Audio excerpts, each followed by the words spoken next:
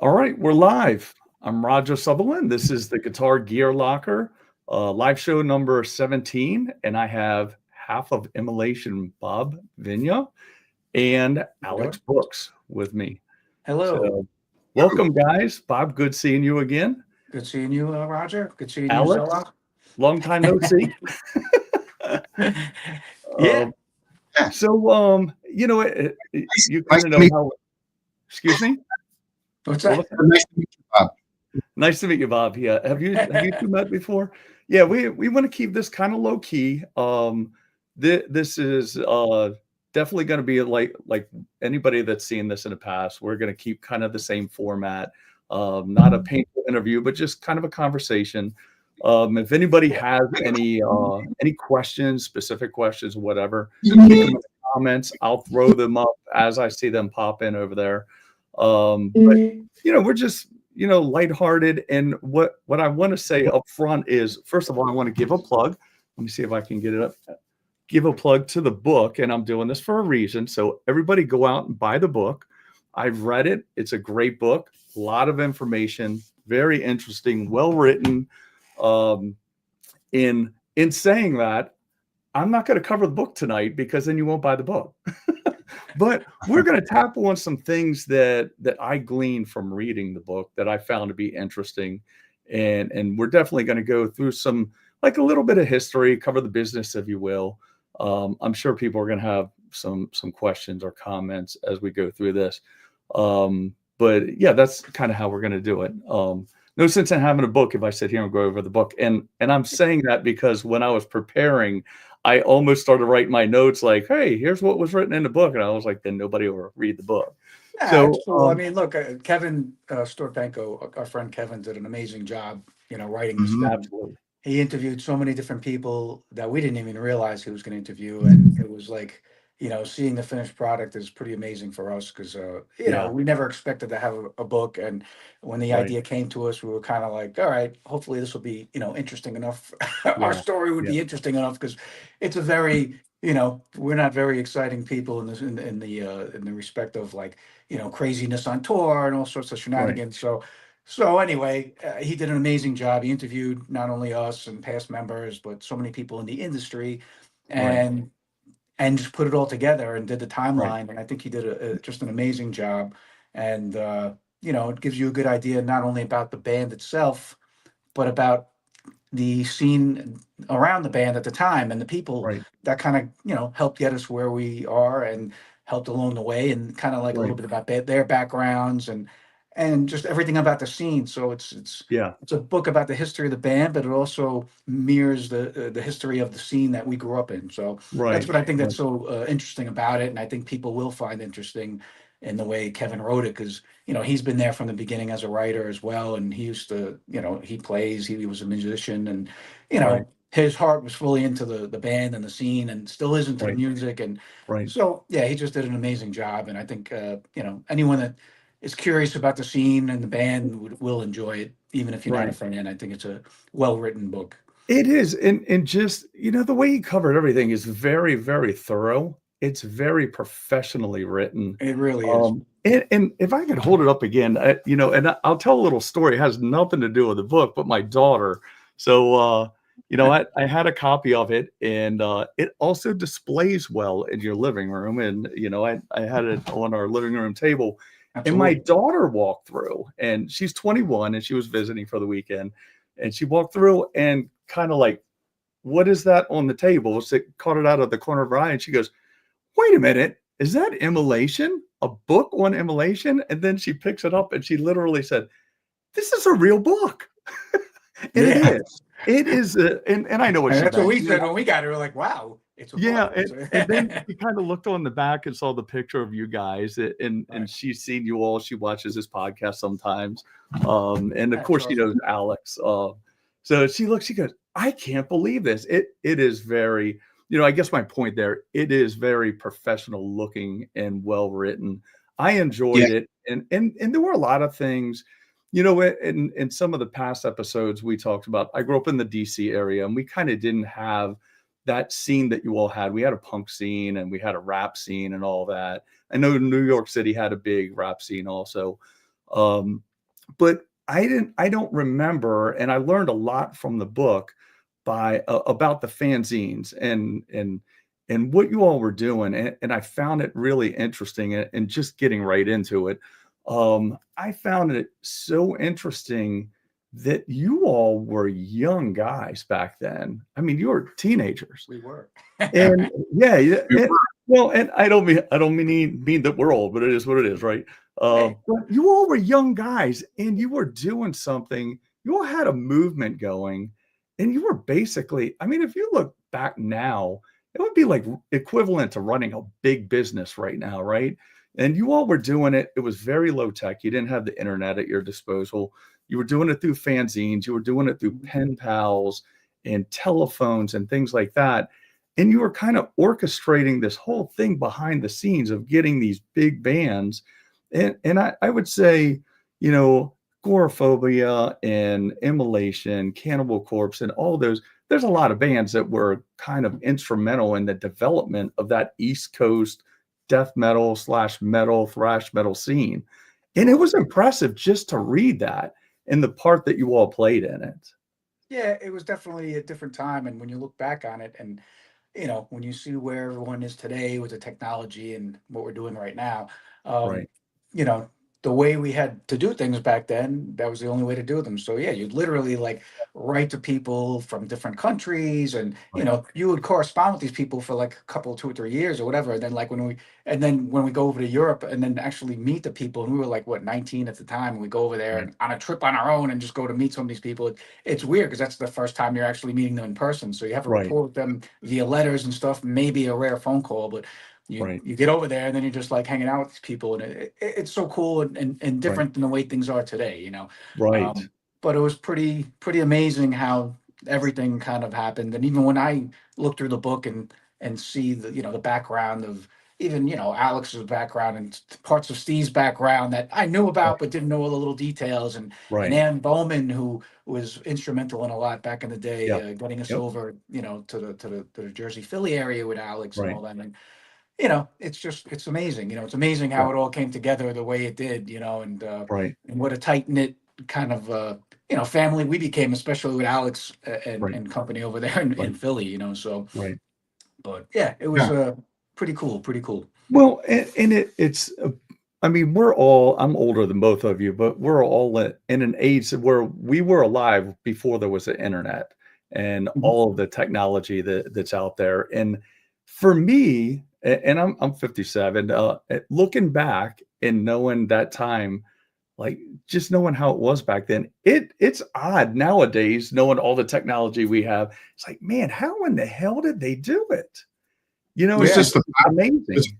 for what the music, and we had no idea what we were doing, Right, and it's just funny how that all worked out. It was just an underground movement with a few bands from different right, parts of the world, and just like Bob was saying, like you're tape trading and writing each right, other, and I think what Bob was referring to when him and Ross and Neil and Tom, who were the other members of the band at the time, went right, over to Europe and went to Sweden and went to England and, met up with the Napalm Death guys and Nihilist, which became Entombed and right, Dismember, and hanging out with all those bands. And, right, and it was just like a really tight knit underground kind of brotherhood, really, right, between right. everybody, that we were all passionate about what we were doing, which, I think we were all just kind of fed up with the music scene at the time, and we just wanted Right, to write the music that we weren't hearing, well, you know? it was right, just that you always just like kids today, they get into stuff that's new and different, and but especially back then, being that it was very much the beginning of this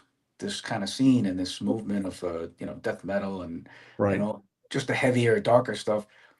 It was just new, so everything was very new. Nobody knew right, where it was going. It was all underground. It right, obviously gained momentum fast, but anytime you would just see someone in a if they were in a Death shirt or a Sepultura shirt, you'd be like, oh yeah, shit, like, and you'd instantly be like, yo, what's up, and you're like, oh, you know right, those guys, right, So it was like camaraderie right away, and right, that's the way it was. And so yeah, when we obviously met Alex and started going out to Philly, yeah, and we'd go out there like every weekend and hang out, and it was just very cool. And then you meet people that were, Anne would do a lot of shows, so she had people right, staying at her place, all different bands would come through from all over the country, all over the world, and it was just cool because you get to meet a lot of Right. people that you might not have met and normally, and Right.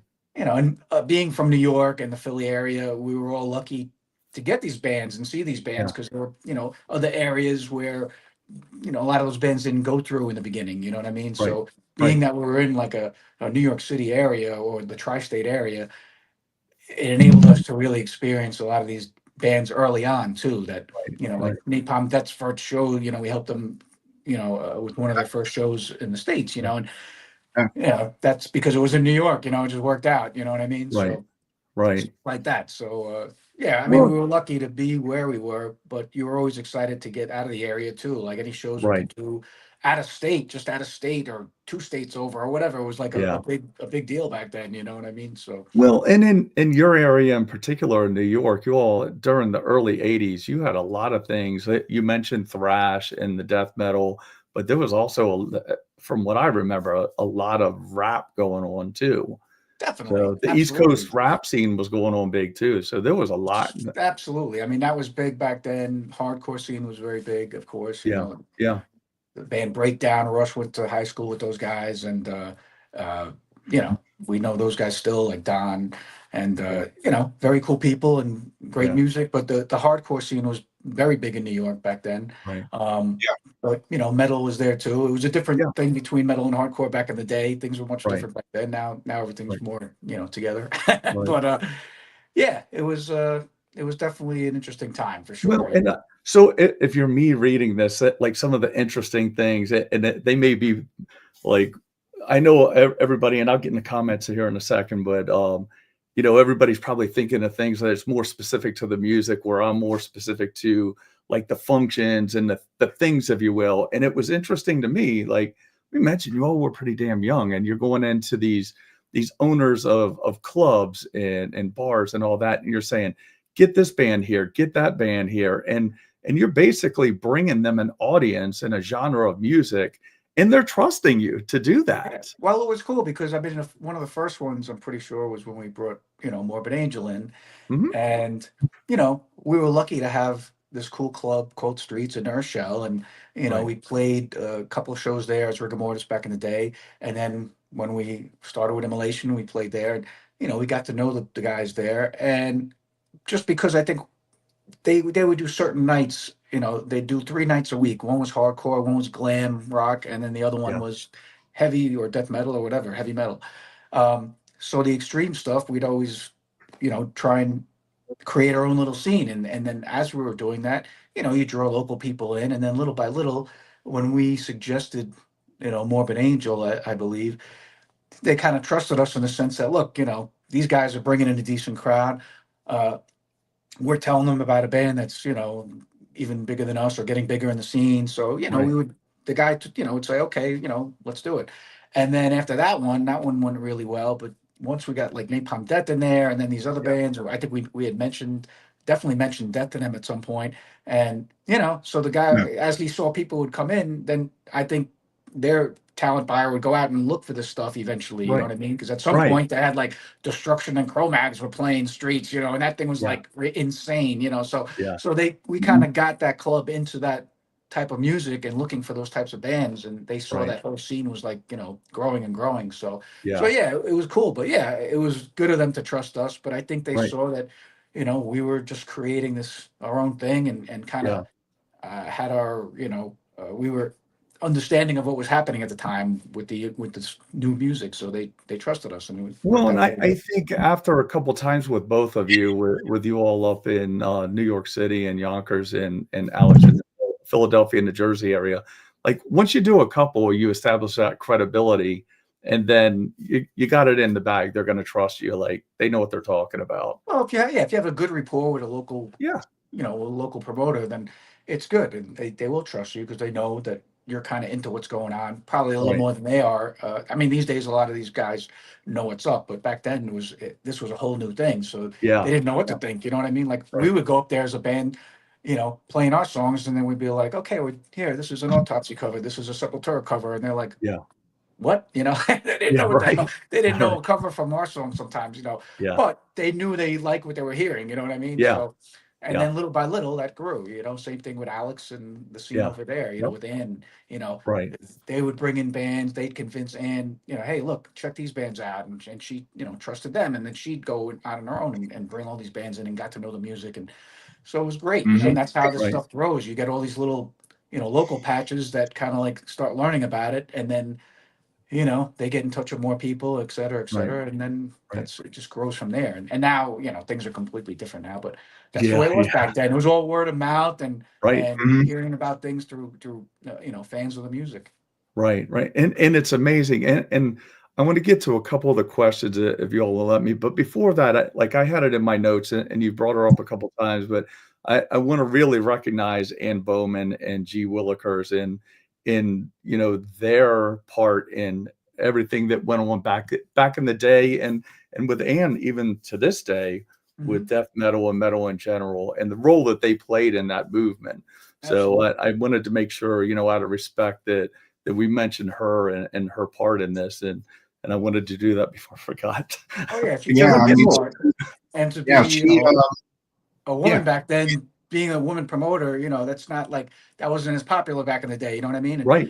And sure. she was kind of at the forefront of that, which I think is very important. Right. And Right. And she was into the music because when I first met her, me and my partner in the band, Goreaphobia, Chris, Chris. we Yeah. we went into her. She had a store called Rock and Roll Plus that she worked at, and Uh-huh. so we were going in to put flyers in for the first Goreaphobia shows we did back in early '89 in Philly, at this place called the Philly Cookbook. And so we went in there and we asked her if we could put up the flyers, and she was just like, "Wow, it's a crazy name for a band or whatever." So she had like mainly like more than like the mainstream like kind of thrash stuff and all. So we started telling her about all these underground bands. One of them being Immolation, and the first death metal, somewhat death metal show. Yeah, it was death metal show that she booked was Goreaphobia, Immolation, Apparition, which became Sorrow, who are another New York band, Right. and it's a thrash band from Philly called Hazarax, and the show went over phenomenal, and that kind of opened the doors, for her to bring more stuff in. So we just Right. started suggesting more bands, just like Bob and Ross did with Morbid Angel and Right. Death. Yeah, in fact, Death played Streets too as well. I'm pretty sure. yeah, yeah. Right. And so yeah, I mean, and then we just started bringing in tons of like just underground demo bands. They didn't even have records out, Right. which all became, to this day, super popular or legendary, whatever you want to say. But Yeah. but yeah, it was a really interesting time. And if it wasn't for her, her to take a chance on us and her Right. passion for the music, because Right. most of the people in our scene, and I probably I think for Bob and Ross too, up in Yonkers, where they like a lot of even the thrash bands didn't like us. They didn't even give a shot. They're Yeah, like, oh, they this would is make crazy, sure, whatever. sure. They think So like, what are these guys doing? What's up with the vocals? A Right. lot of yeah, times, they laugh at you like, you just know yeah, that they just had that thought, even if they weren't doing. Sometimes they wouldn't do it in front of you, but you knew, Right. you know what I mean. yeah, Right. So they always thought like, what is, what's this gonna all about? You know what I mean? Like, Yeah. Yeah. so it was new to the point of like, yeah, a lot of bands like that were kind of, to me, some of them very late on the thrash scene or whatever, Right. and doing it more like, I don't know, like there's a lot of great thrash out today, but I'm just saying like Yeah. some of those bands that would just like cover bands and stuff like that back then, and they were a little arrogant. And they'd be like, "Oh, these guys, what are these Right. guys doing? They're a joke, Right. But they didn't realize that the scene was growing. You know what I mean? Well, and look Just where it like every is other. today and how everybody looks at it today. It's damn near, and I know this is probably a bad thing to say, but it's damn near mainstream.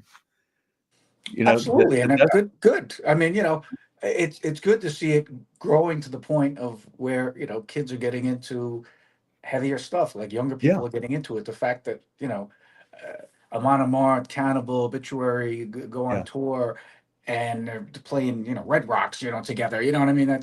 That's Right. crazy. It's Yeah. amazing though. I mean that's would have awesome. thought. Yeah, Well, and exactly. it's So really, what I've noticed is kind of like the semi-outsider new on the scene is that you all as artists are very supportive of the other artists and groups that are making it, more mainstream ish, for lack of better terms, and playing these big venues in Gojira and all those at the Olympics.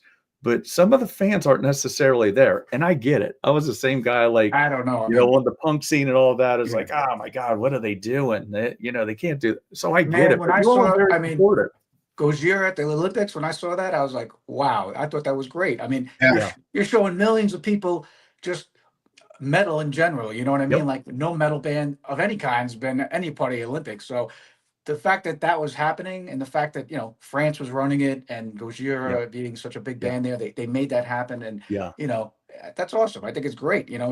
People are probably like, wow, what the hell is this? And that's cool. And not only that, we're playing the long game. There's a big trickle down effect from that, right? Of course. I mean, everybody benefits. People get into that. They're like, wow, what is this band? What kind of music is this? They have no clue. You know what I mean? Imagine all the people that saw it that had no idea of any kind of this type of scene whatsoever. So, I mean, that's a band they'll look at and be like, oh, wow, okay. And people that like that, they'll start looking for other stuff. I mean, it all helps, but I thought that was pretty cool, Yeah. Now I'm gonna, if we can just take a break so I can get to some of these, some of the comments. Cheesy Cheech is with us every week. We're going to figure out who he really is. He's probably somebody, like some underground famous dude, and stalked us. He's a good guy every week. He always, has a good conversation with us. John, once I learned to read, look, man, I'm a knuckle dragon retired firefighter, and I read it. You're going to be okay. If a firefighter can read it, you're good to go. John Wild's the one I screwed up and forgot one of your comments a couple weeks ago, and I apologize for that. Got my copy for Christmas. It's fantastic. JD, at the time, Xerox machines and portable recording devices seemed high tech. That's true. It was stuff that wasn't possible when my dad was growing up. Yeah, we kind of talked about all that. And we're going to have this, like, we're going to get way ahead of the comments and have to go back. But I like to recognize all these people in the comments. Sure. Gas mask and hand grenades is going to pick one up. Early rap music was very cyberpunk. It was tech repurposed to make something new. Yeah, and I think the stuff that I was talking about, like in the DC area, we were listening to, it was New York rap, but it was a little harder. So let's see. Pretty sure my kid thinks we listen to music via cave painting. Yeah. We were just the next level up from that. That was about, Yeah, I had an uncle that had 8-track, and he introduced me to some pretty interesting stuff back in the day. Oh, yeah. I remember the 8-track. We had those when I was kids. Oh, when I was yeah. a kid, we had the 8-track of stuff, and yeah, that was pretty unique system. Well, and in the book, you will, in several, I told you I watched some of your interviews too, talking about the boom boxes and all that. My God, does that bring back memories? And hold your boom box with a cassette up so you could record something. And yeah. And I mean, if you had the double cassette, you were a superstar. You could yeah, exactly. And you do that to make the demos, and then you'd use the Xerox machine to make the demo covers and cut them up with the scissors. And it was crazy. Isn't that funny? We have a whole generation that they're watching right now. They have no clue what we're talking about. All right. John Miles said he likes the book. It's just focused on the music and the scene with no dirt style junk. That's true. But it also sounds like that it wasn't like a Motley Crue tell-all. Like, y'all weren't behind the scenes, acting up and doing that kind of stuff. Anyways, it didn't sound like. No. 911 just finished the book. It was amazing. Oh, cool. All right, so we're caught up.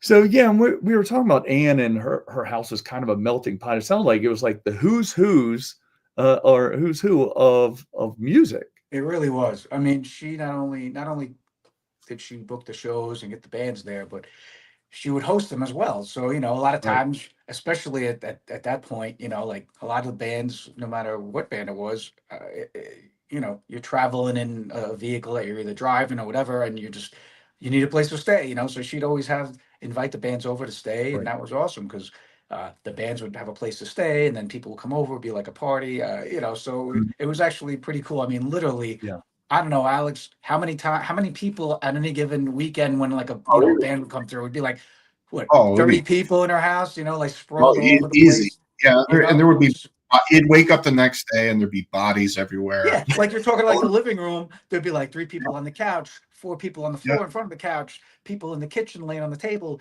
I mean, there's just people everywhere. It was just like so yeah, funny because it would be like everyone would party, and then eventually, little by little, people would just start going to sleep, you know? Right, It right. was yeah. hysterical. I I Hysterical. even slept on the Ann's kitchen table one night. You know, there was That's no what I'm place. saying. Yeah. Really.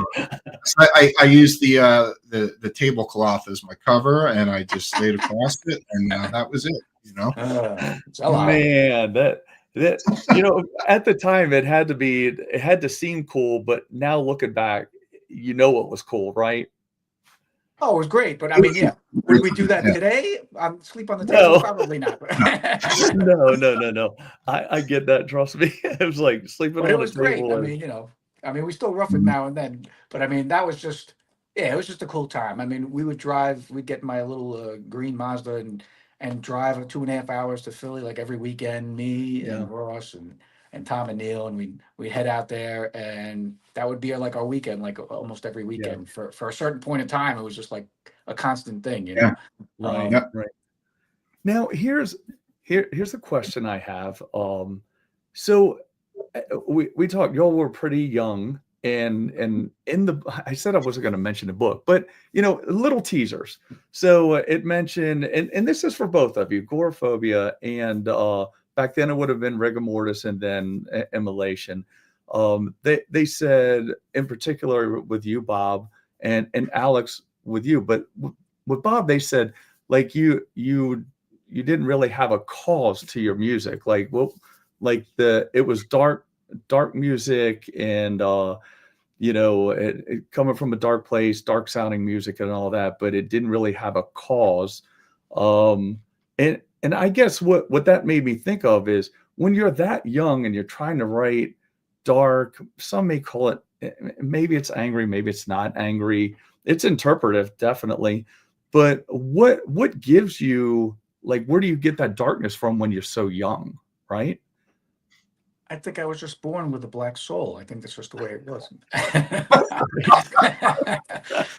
No, I mean, you grow up, you start listening to different music. You listen to all sorts of different music. So, and you cling to certain things you like. I mean, now, I mean, forget it. I like all kinds of music, but Yeah, I did back then too. But when you're younger and once you got into the heavy metal scene, everything was like, wow, what's this? What's that? So you'd kind of just want to create something like that. Like you'd hear all these right, different bands, whether it be, Sepultura's early EPs and first record, or right, like Creator's early stuff, Destruction's early stuff, like all that kind of right. stuff. The culmination of all different things from that, and Maiden, Metallica, Priest, whatever. You just kind Yeah, of like eventually we got into heavier stuff, Slayer. So you just, as you're, trying to write your stuff, you just go in that direction of like all the stuff you're listening to, and you're working your way toward that, I guess, like saying like, okay, I love this dark stuff, I love this heavy stuff, I'm gonna do this myself, which right, I started doing with rigor mortis with Andrew.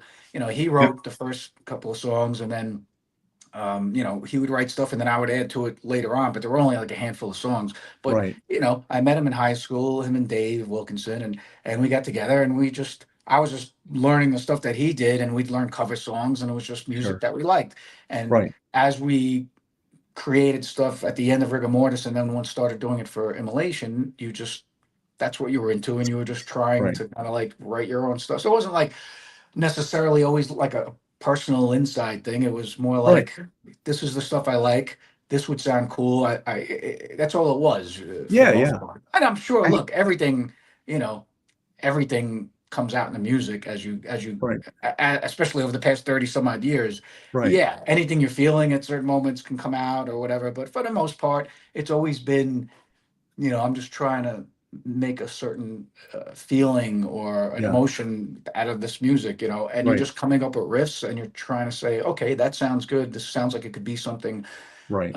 or go with something. Or sometimes I'll come up with something and like, wow, this sounds really cool. I'm going to hang on to this one. That could be a main part of the yeah, song. And it's always Sure. been that way. It's not like, Yeah, I don't know. It wasn't so much always necessarily a personal thing. It was right. just creating something you enjoyed. Like I'm sure people that grew up listening to rap. I mean, I even helped. I remember this one kid I used to work with at the Saks Avenue Distribution Center in Uh-huh. Yonkers. I forget his name, but he was doing his own rap thing, just like we were doing metal stuff. And Right. we had been to the studio in Sleepy Hollow, and he was asking me about it. And, we got into the conversation. He's like, yeah, I want to do a demo. And I said, oh, this is the studio. So he ended up going to the studio, and he had me go with him and help him on some of the beats and stuff, like, oh, Right. what do you think of this? And I say, why don't you try that? So, Right. completely different music, but it was fun Yeah. to just kind of like work with him on that and just, Right. screw around with that. But, same thing. That's someone that grew up with that kind of music, and they were trying to create their Right. own thing. And it's the Right. same for everybody, I think, Well, Yeah, I and think I think, and Alex, this, sometimes I ask, like, I'll end up kind of stereotyping, for a lack of better terms, how I think music and the music business goes, and probably how, like, us people that aren't in the business think of things. It's like, because we hear and we read, and we only know what we hear and what we read, and it's like, well, I wrote this song because of my upbringing, or my a relationship or whatever, and it sounds like that's for me, just it was you were none of looking that. for. It was Right. for me, it was just natural. It just Yeah. just came out. I mean, I was always leaning towards more dark, heavier stuff, and over time, I just kind of wasn't hearing too much of what I wanted to hear. And I don't know, Right. for me, it just kind of came out that way. And I know it's the same for Bob. And Right. he was really early rigor mortis and immolation stuff. So, it was just a natural thing. It was just pure, expression, I think. Right. I think, And over time, you kind of, just like Bob, you kind of, you figure out how to do things, like how to, Right. it sure. comes out Well, easier or whatever. technique wise, yeah, you learn, you learn quicker. Eventually, you learn what works and doesn't work quicker than you would back, in the early Right. days. But I think, to your question, if you're getting to like, where does this personal stuff, anything that's personal in there, I think that comes to me with the lyrics, because Right. music, I always write music with not usually a lyrical theme in mind. Right. Ross and I always jot stuff down Right. when we're just thinking about it, and sometimes I'll have something jotted down, and I'll create, once I come up with a song or a part, I'll start thinking of like, oh, this sounds like it could be something about this maybe. But Yeah. there's times when you have music in front of you, and you're or an idea for lyrics, and you start writing about that, and that could be a personal thing, because you could be Yeah. thinking about something very personal to you, or something that is more widespread. But whatever it is, Right. you usually try to keep that to yourself, in the sense of like, you want everyone to get their own thing out of the lyrics, So Yep. I could write about something, Ross could write about something. We write about a Right. song that's about something very specific, Right. but it's done in such a way where anyone else that looks at those lyrics could take them in any different way that they want to. And that's, to me, that's what it should be. I Yeah. hate kind of like telling people what the song is exactly about. I mean, there's some Right. songs you want to do that with or explain, but for the most part, it's always better people get their own idea what it's about Yep. and what it means to them, because it becomes personal to them. So I'd say it's more personal when lyrics are being written, whether Right. it's just an idea that's not necessarily has anything to do with you. Maybe it's something you saw. Sometimes I'll see something in the news, or I'll see something that happened, and that'll bring an idea, and then we write Sure. about that. Same thing with Ross, but sometimes it's something maybe coming from the inside. It's deeper, Right. it's more Right. personal. Yeah. But I'm not gonna, that'll be something. I'll, you lay out the lyrics, and then it could be about a lot of things. You know what I mean? It could Right. come from Right. different angles. So to me, that's where the personal stuff comes in. It's more with the lyrics, I think, than anything else. Music to me, yes, of course it's personal, but there's never so much an idea, other than that overall ominous feel I try to get, the dark. Yeah. I could say it a million times, but people ask me like, how do you, what are you thinking about? What are you trying to do with Right. this new record? What are you trying Right. to do with this new song? It's always the same. You're just trying to Right. create something that sounds cool and Right. sounds good, and maybe has a Right. cool atmosphere to it, a cool feeling to it, Right. that I Mhm. think is what it should be for Immolation. That's all Yeah. I can explain. Like Yeah. Alex said, it's just comes naturally. You come up with something, and you're like, oh, that's cool. I'm gonna hang on to that, and Right. hopefully that could turn into something bigger. Well, Yep. what's interesting about the way you answered that, and Alex, this, we talked a little bit earlier. It's almost like you read some of my questions, because that was one of the comments, like, observations that I made in again, reading the book, watching interviews, and just knowing you all as a band is you and Ross seem to, when you write to where it can be interpreted however the person wants to interpret it. Like you're not zeroing in on, oh, I'm on politics or I'm on social injustice or whatever. It's however you take it and however you interpret it inside your head and inside yourself. And right? I think that's what we, Ross and I both try and do when it comes to the lyrics is like we trying to keep things ambiguous where like we'll both know exactly what we're writing about. It could be like you said, it could be religious, it could be political, it could be have nothing to do with any of that. But someone might interpret those lyrics to be religious or be something where, we use it's a kind of way of writing that just suits the style of the band, you know what I mean? And it keeps it that dark overtone. But there's a lot of stuff in there that could be very normal or, not quite be about what you think it is, but that's okay. You know what I mean? We're just kind of keeping the essence of the band. For us, the lyrics need to be dark. The music needs to be dark. It's just, that's what we love. That's what we want it to be. But there's ways of saying things and having those meanings come across. And sometimes people pick up on it more accurately than than we think. Like it surprises us sometimes. They'll be like, oh, is this song about that? And we're like, wow, it actually maybe it could be. But, and you wouldn't expect people to grab it, that accurately, and that's okay. So like I said, it's cool.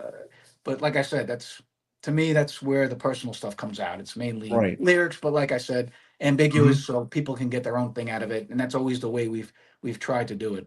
Well, and it's smart too, because in the way that you all are doing it, where you're leaving it open to interpretation, you kind of don't alienate maybe half your audience or a portion of your audience. Like everybody's included because you don't really know what it's about. It could be talking about whatever you're passionate about. It's just interpretive. Right.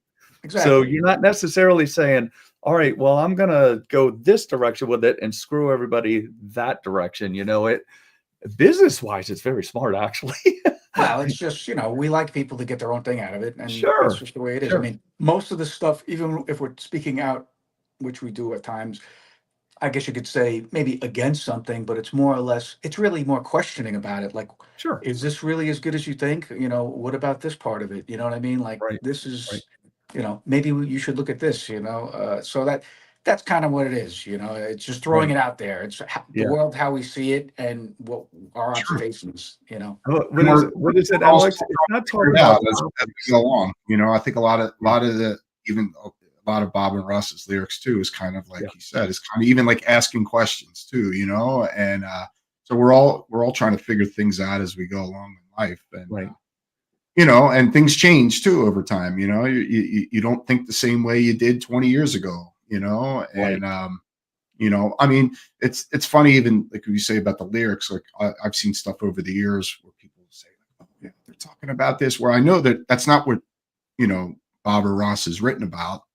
But it's interesting some of the ideas that people come up with. They're like, "Oh, they're talking about that." I'm like, well, that's kind of interesting. That's not what it's about, but cool. Now, with Shadows and Goreaphobia, do you do the same kind of model? Do you leave it open-ended and open for interpretation, or are you kind of zeroing in on? I'm not a lyricist.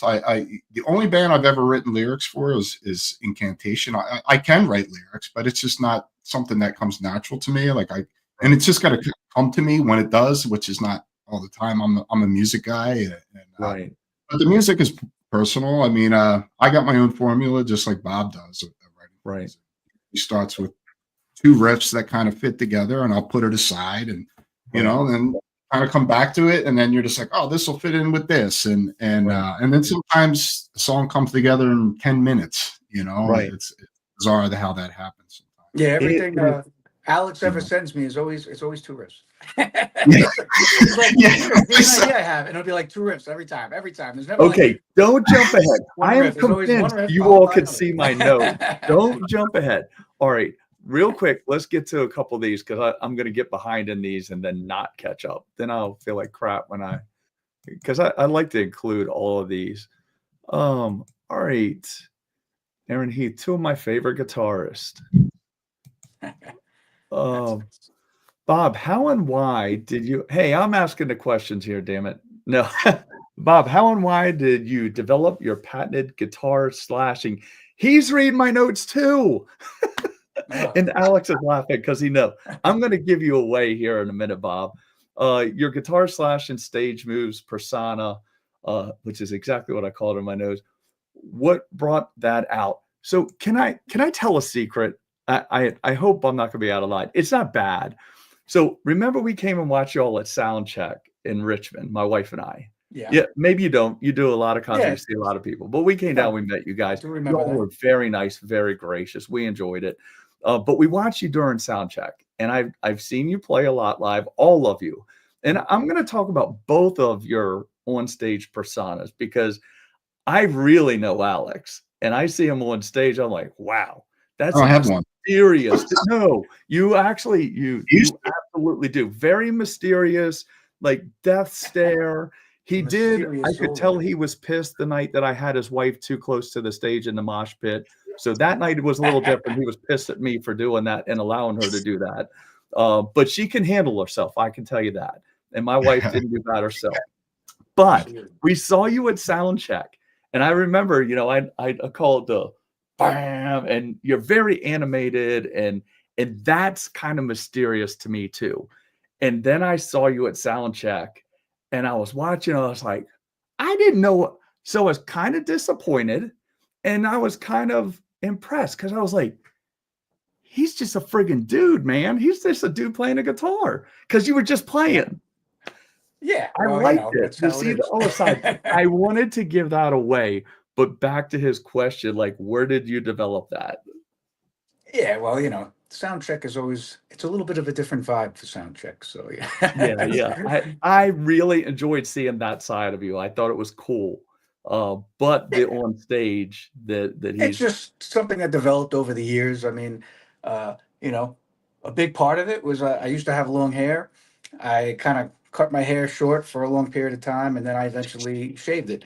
I think after doing that, it's like, you know, I wasn't going to sit there and bang my head with like a shaved head. It just didn't, it just didn't feel correct. You know what I mean? Right. So, you know, it's just, that just developed over the years, you know, of like, you know, having that, I guess, obviously when you're younger and I had long hair, that's what you did. You banged your head, you played a guitar, you know. Yeah.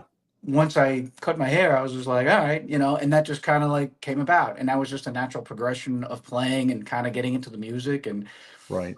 I can't explain it any other way. It's just like, as I would perform playing on stage, you just find other things to do. And I don't know, like right now, sometimes I'm so engaged with the music that there'll be parts that I'll start accenting parts, moving around with like drum parts or whatever, you know what I mean? Like I'm playing one part and I'm moving around another part just because to me, that's like, you know, maybe the drums are the highlight of that part or there's something else that's a highlight of that part. So I don't know. It's just like a natural thing for me. Yeah. You know, I just get into the music. I enjoy it. I have a good time. I get my cardio for the day, and it's a beautiful thing. But you know what? That answer totally makes sense. That's the what it answer was. totally makes sense, and it works. Yeah, because it just was a different feeling once I cut. Even I had my hair short for a while, and when you have your hair short, you're just kind of like, all right, you know, I just started doing other stuff, and then obviously I shaved my head and started doing. It is what it is. Like, you know, it's just like a different feel. So I just kind of ended up creating something different. It wasn't anything, you know, it just kind of came natural, you know? And isn't it funny? That's kind of your signature thing now. I guess so. I mean, and it just keeps developing, honestly, because I noticed myself doing, you know, if I see something live that we did, I'm like, what the hell am I doing there? You know, I don't know. It's just, it gets a little out of control sometimes, but I mean, you know, it's just the way I get into the music when we're doing it and performing live. It's just, you know, you want to kind of present the music as best you can. And we're into it, and that's just the way it comes out for me. I mean, you know, Alex is slightly different, so you know, as is Ross. You know, everybody got their own things. So you know, but it's interesting. And Alex, I want you to answer the question your way, but so I'll give my little commentary. Like meeting you guys, you all are very, very nice guys. When you get on stage, you look very, very hardcore. It's interesting. It's like two different worlds that collide. When you all go up there, you're like totally different people. It's interesting. Yeah, it's just you get in the zone and you're just kind of, you know, like when I get on stage, usually now, like I used to headbang and all that stuff, and Yeah. well, I had neck surgery, so that's why I don't do that stuff anymore. My neck is fused together with metal, so I can't headbang on it. And I used there was a time where I was headbanging and all that kind of stuff. But yeah, for me, it's just you get into the zone. Even it's funny, because once in a while, if Bob makes it on my side of the stage, I don't even realize he's there because I'm just kind of like in the zone playing. And then like I look over there and just got stabbed with, Bob's headstock or something because he's swinging it around, But I think like for all of us, once we get out there, we're just in the zone. And I think that goes for most bands. I mean, everybody has their thing. Every different band, every different performer does their thing. Yeah. So if you got a guy on stage running around and jumping and stuff, I don't think he's doing that on a regular basis backstage. You know what I mean? So Right. We come across as far as we're just presenting the music, and every band has their thing. That's kind of how it is. And I think we all headbanged when we were younger, and if we would have known better, like what we would have felt like at this age, maybe we wouldn't have done it. But we all want to headbang now. I tell you, I don't think we thought we'd be here at this age doing this. I don't think we cared. I think a lot of people didn't realize, like a lot of guys, like like Alex had, a lot of guys have had surgery because of all that overly. Like I'm almost glad that I didn't quite get into it that extreme, because I stopped doing that pretty early on. So. It could be dangerous, to be honest. I mean, you're swinging your neck around that much or banging it back and forth. I mean, it could do some damage, and it has done damage to people. So you got to be careful. It's cool to do it once in a while, but when you're a performer now, doing it every night, hundreds of nights a year, it's you got to watch out. I'm assuming that's got to be Chris Forbes. Alex Bob signed on my daughter's account. Okay. Great hearing about the old days, and of course, fanzines since I did one. Oh, okay. Alex, you're 100% recovered from your surgeries. Well, I mean, I don't think as 100% as you're going to get, right? I don't think I'm going to become crippled now, but I can't move the way I used to. But that's okay. He's not going to be doing somersaults on stage anytime soon. Yes, that's for sure. Right. And I do want to give a shout out to Chris. Keep that mysterious stare, the death stare. Bob riffs are the most evil and sinister sounding in death metal. Love the atmosphere. We're not going to do body slams like Chris Forbes does. We can't do that. He likes to slam me and Ross every time we see him. He picks us both up and slams us together. But Chris Forbes is another one. Going back in the day. He was a big help back in the day. So shout out to Chris. He was a big part of the early days and helping us on the scene, spread the word and help the band out in the beginning there. Yeah. So it's people like that made a difference back then. Yeah. It wasn't just the bands too. It was a group of people, I think, that were instrumental in making things happen. It wasn't just musicians. It was Chris Forbes, who was a fanzine writer, who's still doing his fanzine since 1986, I believe, Chris. I met Chris. The longest running fanzine in existence. Yeah. And I met him when he just put out his first zine, I guess would have been 86, 87, something like that. So, it's funny. I always say we didn't have those in DC, and I'm sure there's an old friend up there going, bullshit, Roger, you just didn't know about it. I did too. I mean, it was hard to know about everything back then. It's just the way you knew about what was in your what was in your circle, and kind of in your bubble there. And luckily, like I mentioned earlier, myself being from New York and Alex being from Philly, and us going back and forth to those places, those are very big cities, a lot going on. So we were lucky enough to get a lot of stuff from outside as well, So it was easier to be more in tune with stuff. Whereas, someone like Steve, he would tell us, wow, you guys, you got to know about this or see these bands before I even heard about them because, in Ohio, that wasn't really happening here at that moment in time. Or those CDs or those albums weren't available as easily as they were in New York City. You know what I mean? Right. So. So there is a difference as far as where you're from sometimes, especially back when there's something new like that coming out back in those days when there was no internet, etc. So we were kind of lucky to be around a lot more stuff you know, Yeah. in major We cities. talked about that a couple weeks ago. Like I kind of noticed, like I said, I was from DC, but we would come down to this area and it was very country back then. And it almost seemed like music. I always use the story like they discovered Van Halen in 1984 and they were thinking it was a new band. And I'm Right. like, what the hell? But it seemed like, because we didn't have the internet back then, it seemed like if you would go into the more country parts of the United States, they were just a little behind in music. You know, it was almost like stepping back a few years. Death Metal Podcast. He says, hello back at you. Thanks for joining us. Roy.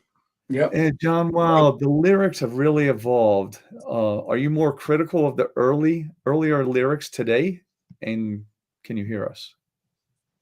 Not so much critical. I mean, we try to do what we do better, both musically and lyrically as we go. So, I mean, Right. you know, I think I like everything we've done. I think now we just do things, I don't know if you could say better, or we just do things differently, whatever it is. I mean, we try to do the best we can as we go. So I think we've Right. gotten better at doing the lyrics and the music.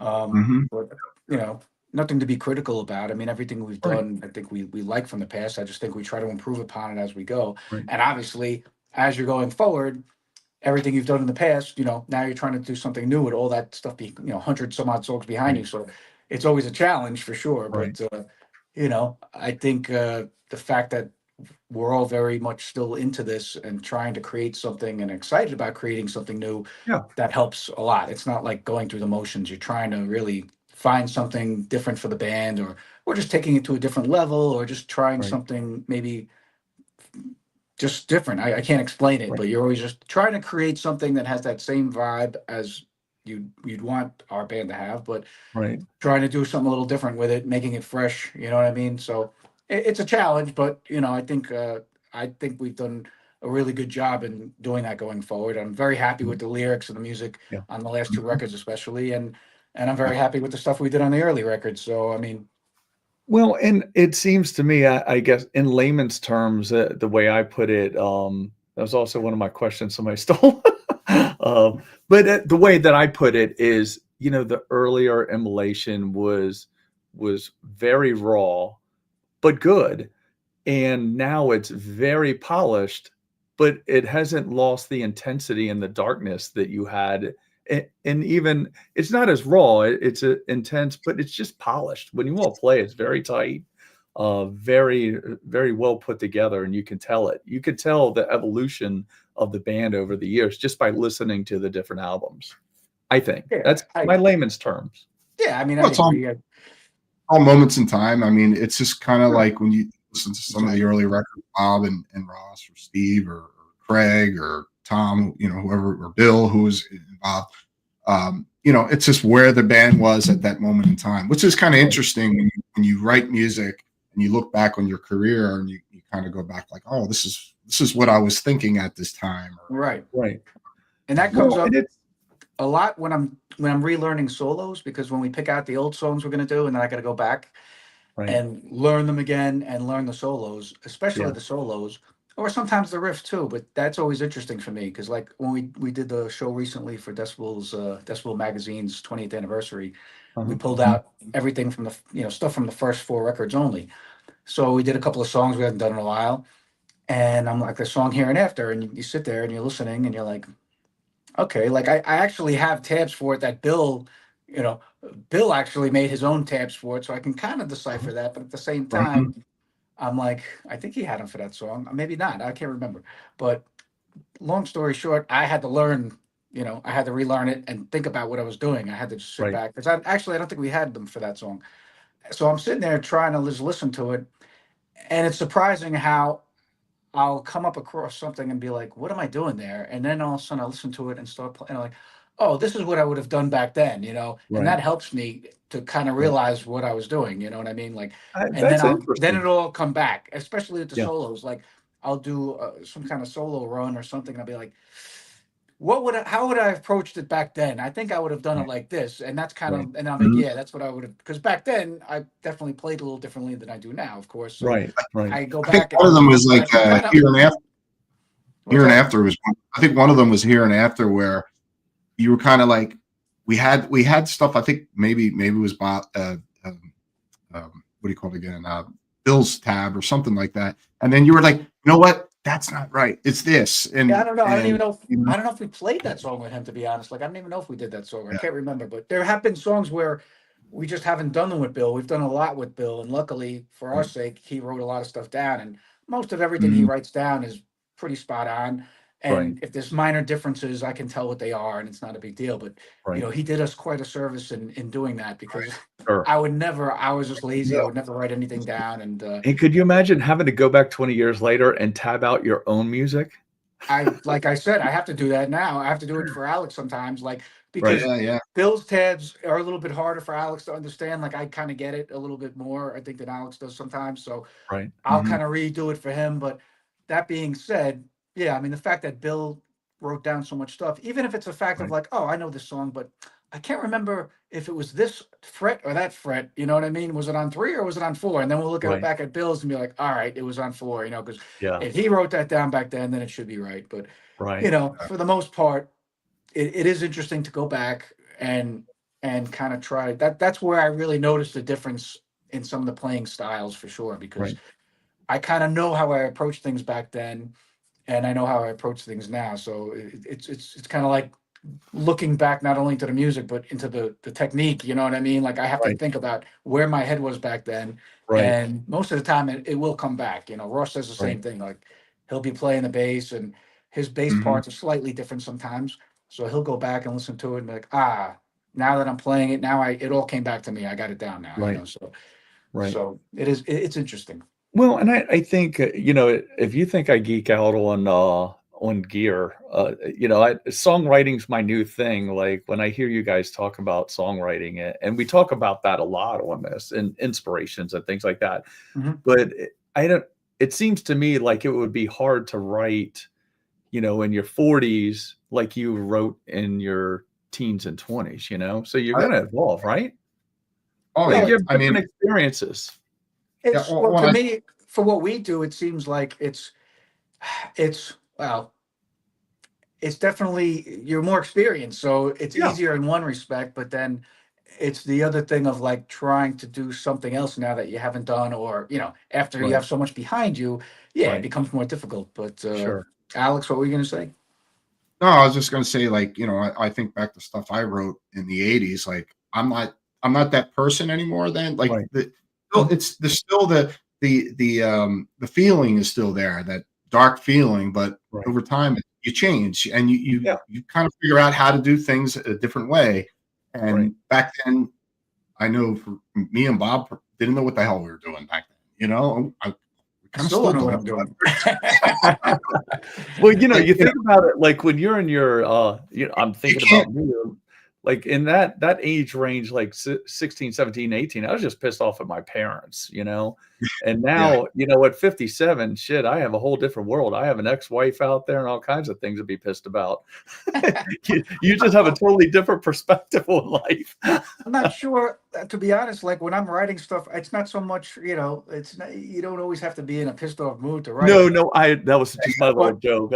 I just think it's you true. have a I mean, different a lot of people perspective. say it's an angst kind of music. It's dark, so you have to be in that mode. But the mode is more, sometimes it's more of a happy mode, being like, wow, this sounds cool. You're just writing something, you're creating something, you know what I mean? Just because it's dark or heavy or whatever doesn't necessarily mean it's negative, you know? It's just, to us, it's just cool and sounds powerful. It sounds ominous, you know, or whatever you're trying to get at. And so it becomes more of a fun thing, really, more than anything else.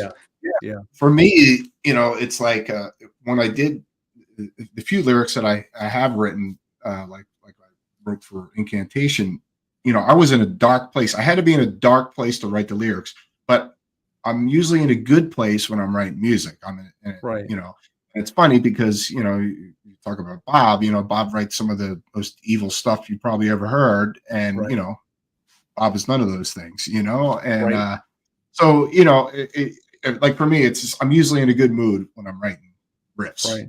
And obviously they're dark, you know, it's just the DNA to write that. Yeah, it's just the style. It's, you know, most lyrics, I usually got to be in a bad place to write lyrics.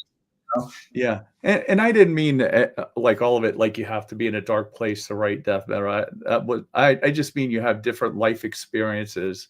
Absolutely. You know, as Sure. you get older, so it would Sure. be hard to write when you're in your 50s or 40s, like you did when you were Well, teens yeah, I and mean, 20s. your perception of things obviously is different. How you look at the world, there's a Yeah, million different things that are different, of course. Um, so yeah, you're right about that. And to some yeah, people, that might be the case, but they might be like, they did stuff back in the day, and maybe now they're just not into that. So a lot of people get out of it, go completely. To us, it's just been a style of music that we enjoy. So, right. we're still into it. We still enjoy it, and we still have, as an adult, there's plenty of stuff in the world that we question and look at to Yep. this day. There's so many Yeah. things going on in the world now that are just insane. So there's always stuff to write about. You know what I mean? You Yeah. just have to Yeah. kind of hone those things. Well, That's and the I hard can part. tell you, Alex and I always say, well, people probably think we're joking about me writing a song. I'm gonna write a song, Yeah. and it's gonna be an angry ass song. So I have some shit to get off my chest, and it has nothing to do with metal or anything else. It's just I need shit off my chest. That's fine. I mean, Well, there's nothing wrong with that. Right. But Yeah. that's and that's that's that's that's part the of what great this thing about music is music. about. Is That's a getting whole those Yeah. different story, though.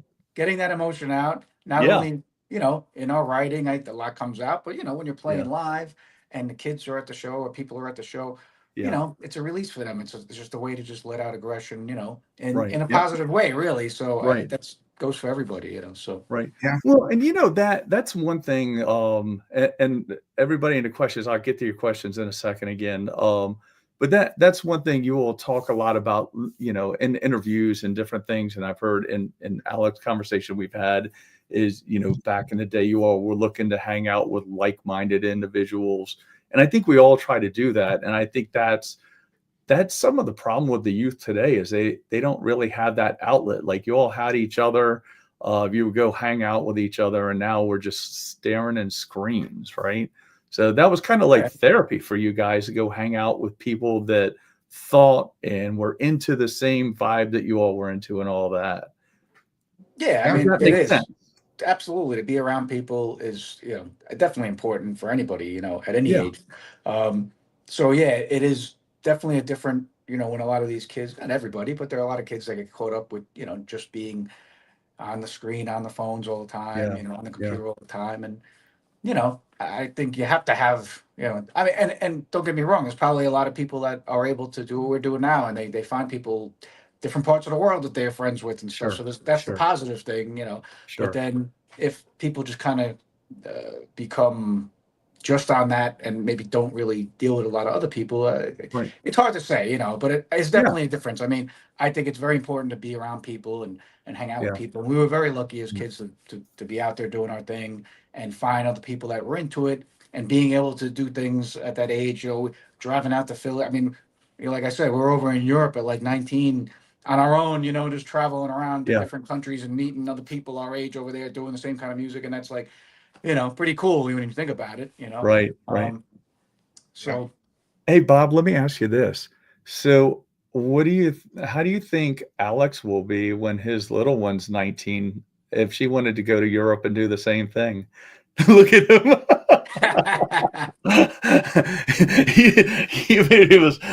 He can't even think about it. So now you can imagine how your parents it's felt, like right? she'll be able to go to Europe on her own when she's 45. Exactly. When she's 45, because I'll be gone by then, So, I knew I could get him with that one. Let's see, where were we? What he's got to do is make sure he keeps rehearsing, because by the time she's 19, she's going to be a hell of a guitarist, and Oh, I'm gonna. Yeah, exactly. we Because might, I'm not we gonna might have have to replace have- Zilla. Oh, Yeah, yeah. my arm will be gone by then. It'll fall Yeah. off by then. Well, I So, think you know. yesterday Yeah, she was I'm actually starting to teach her drums. now. Yesterday she was practicing drums and piano, right? Yo, I saw she had drums, she had piano, she's got guitar. I'm like, Yeah. she's got it all going on. It's awesome. The fact that And she's she has good learning taste in music. all the different The stuff, fun- I think it's amazing. Oh, Yeah. the funny thing is, so Bob got her a guitar, I think, for her birthday. Uh-huh. It's like a Lippy guitar. And so she's got the guitar, she's got the drums and the piano, but I am not allowed to play the drums and the piano. She will not let me. She yells at me. She throws the guitar at me. I got to sit there with the guitar. I'm not allowed to touch the drums. Not allowed to touch the piano. Guitar only. Yeah. That's right. That's right. She's like, stay in your lane, Dad. That's so Yeah. funny. But it's All very right, cool, you know, that she's got not only the guitar, but the different musical Oh, yeah. things. It's awesome. All the different things. Well, it's Merciful Fate and King Diamond. Merciful Fate, King Diamond, and UFO. That's now her thing. And it's like today, It's this is all amazing. day long. Don't It's break, great. don't break the earth. She screams, don't break the earth. I got to put don't break the earth on. And then she dances around the living room. Don't break the earth. That is That's awesome. funny. Immolation is an unholy institution. That's Death Metal Podcast. He has another one. Excellent question for Bob. I don't know. So some of these I'm going to get behind. I do this every Oh, he week. might have just been reacting to something you asked earlier, I'm guessing. Yeah. Well, if it was a question that I asked, thank you, because I'm wondering. Let's see. Gas mask, hand grenades. Cool. Bob, met you at Decibel 20th. You and Steve, cool. Yeah, and Alex. I mean, there's got to be one asshole in the band, so I guess it's got to be me, you know. So. Right. Well, No, of course. They were all. There are a lot of cool people at that show. We've met a lot of awesome guys. Different people. Oh, Death Metal Podcast. Do you feel you are projecting the riffs in a special way or sound when you do the guitar slashing? I mean, like I said, it's just a natural thing. Like there's certain times. I mean, yeah, it just depends on the song, the part in the song. I tend to accent parts with moves. That's just naturally how I do it. Yeah. Mhm. That's but this, like I said, it just sometimes. I mean, it's natural, but I found there's times I'll start doing things on a certain riff, and I do them that way all the time. It's weird. It's almost like it becomes part of the riff sometimes. It's bizarre. Do you But, find that it affects the tone? The tone? Oh, Possibly. Bob, I want you to recognize the fact that Alex and I, it's been an hour and 6, and we have not geeked out one time. I know, it's great. I See, the just tone, want the live tone, because Alex and I, we have the new guitars with the Babinga wood in it, and that's it really helps the tone live because The right Binga out there at pickups, the stage. actually, that's what it is. It's on the in a canibbler bearing. they're not. It's Babinga wood pickups.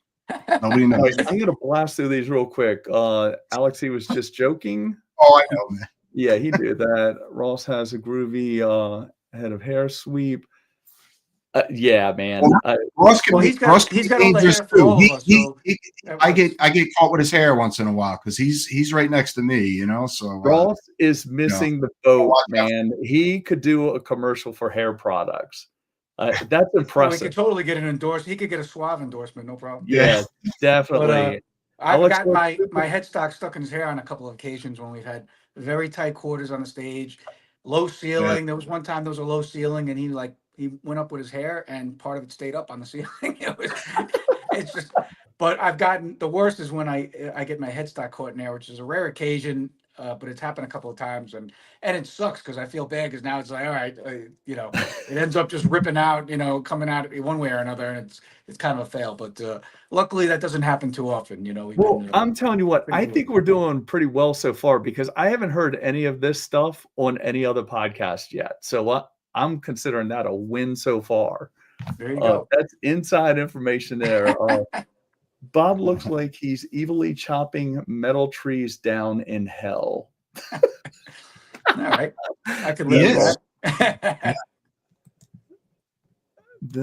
All right, let's see, John. Well, they're great live and dressed for the occasion. Absolutely. I don't know about Bob. How's things going? They're going. Pretty They're good. going. I'm sorry I'm going through these so fast, but if I don't, we'll be forever. Roy's sorry, that was for somebody else. Wrong number. Bob, as a guitarist and primary songwriter, do you find you fall into periods where you feel you're in a rut and playing a lot of the same riffs and fills you've always played? How do you get out, if so? That's a good question. I've rutted many times. It's a bad place to be, but it happens definitely. Well, the hardest thing, like I said, is to try not to repeat yourself, keep the same style, but create something new. after doing it for over 30 years. So yeah, it can be a challenge for sure, you know. Right. But I tend to, I just try not to listen too much of our music. I try not to listen too much of, which is sad to say, but I try not to listen to too much of what's going on because I don't want to get overly influenced by that either. You know, when I'm in that writing mode, I try to like stay away from a lot of stuff Right. just because, you know, I don't have any direct influences like that in that sense. But it's hard because I mean, a lot of new stuff also inspires me in a lot of ways too. So, Right. you know, it's kind of, you know, you just have to do the balance. But yeah, I mean, it's getting into a rut is definitely a thing. You know, it's happened Right. many times, and it's hard. It's always hard to get started. Um, but I think once you're into it and you start creating and you start, you know, you get the first song and you get the first or the first major riff, you get the first song, and you get two songs. As you start moving along, it becomes easier as you go. You know what I mean? Right. It's always tough for me to start, and I always, you know, curse myself for stopping because once you finish the record, you're done, and then there's a million other things going on in your life, and you know, I tend to get out of writing, which I have to try. And one day, maybe once we get this record done, I'll just try and keep the ball rolling with that, even if it's in a smaller way, because I Right. think, you know, once you're out of the groove, it's much harder to get into the groove. You know. Right. But all I can say is you just got to keep going. You have to keep at it. Take a break when you need a break. There's a lot of times I just have to. I stay away from it for months sometimes. You know, like we get back from a tour. I'm not on my guitar every day. You know, I play when I have to write. I play when we're going before a tour, and in between, a lot of times I stay away from it. And I think sometimes it helps me to keep it fresh. You know, because I get back on the instrument and I'm like, okay, I haven't done this in a few weeks. I haven't done this in a couple of months. Let's get back. Let's get back to this. Get familiar again, and you know, I Yeah. think that helps me a lot. You know, so. Right. But yeah, it does happen. But like I Is said, eventually you just have to keep at it. is this one of the cases? And you know, I have my guitar life. I love winding pickups, but I have a hard time getting motivated to do it. But once I get into it, I have fun doing it. Is that the same with you? Like, you know, it's hard to get into it, but once you get in the groove, you can, you know, start going with it. It's It's kind of similar. I think for myself, if you told me, hey, you know, if you taught me how to wind these pickups and I need you to wind some pickups, I'm like, yeah, all right, I'll just wind some pickups. You know, like right. physical things for me, getting things done like Yeah, that, yeah, like, you know, rehearsing a song, learning a song, you know, all those types of things, you know, making pickups, doing this, any kind of thing that's already done and just whatever, like doing, all right, right. you know, those types of things I could do, no Yeah, problem. sure. Being creative, that's Right, the thing where I get stuck. You know what I mean? When you right. have to just be creative, out of nowhere, that's the thing that gets to me. So I don't know how you do it. I I mean, say it's it like every anything else. week. Yeah, you have to be in the mood, just like, you Yeah, know, you're creating the pickups. Yes, you have to be in a mood to make sure it's right, and you're right, doing it the right way to make sure it's. Or maybe you're trying to create something different. So right. you're like, what can I do now that makes this pickup, you know, different and make it Yeah, sound different? But that takes a creativity. So yeah, right, it's very similar. To be in the mood, sometimes you have to be in the mood. There's no doubt about it. right, Um, right. but that's the way Mm. personally for me. If I have things I need to do, Yeah, whether as long as it's not creative, I don't have a problem. I'll fit that in right, and get it done, no problem. right, I could do that all day long. But right, the creative process is where I get stuck, and that's where I get slowed down sometimes because, you know, you're kind of like you're just grabbing that stuff out of nowhere, you know, and that right, to me becomes difficult sometimes. And right. then, you know, you have to kind of like, you know, kind of work your way through that, you know. Right, right. Well, Mm. and it is so I know I say if anybody watches it every week, I probably say this every week. It is so beyond my comprehension, that creative process that you all have of writing a song from nothing. Like, it is just beyond my comprehension how you do Well, it. everybody's got a different formula, you know. Yeah, All the you know friends of mine that are musicians. I mean, everybody does things differently. Just like being in the studio, you know. I right, mean, even one thing I think I might have told you about, Roger, is how the Immolation records are done, where Bob and Ross will, you know, we'll be in the studio, and at night, them two are sitting upstairs, like sitting up you know, in the house, like working on writing the lyrics, you right, know, there.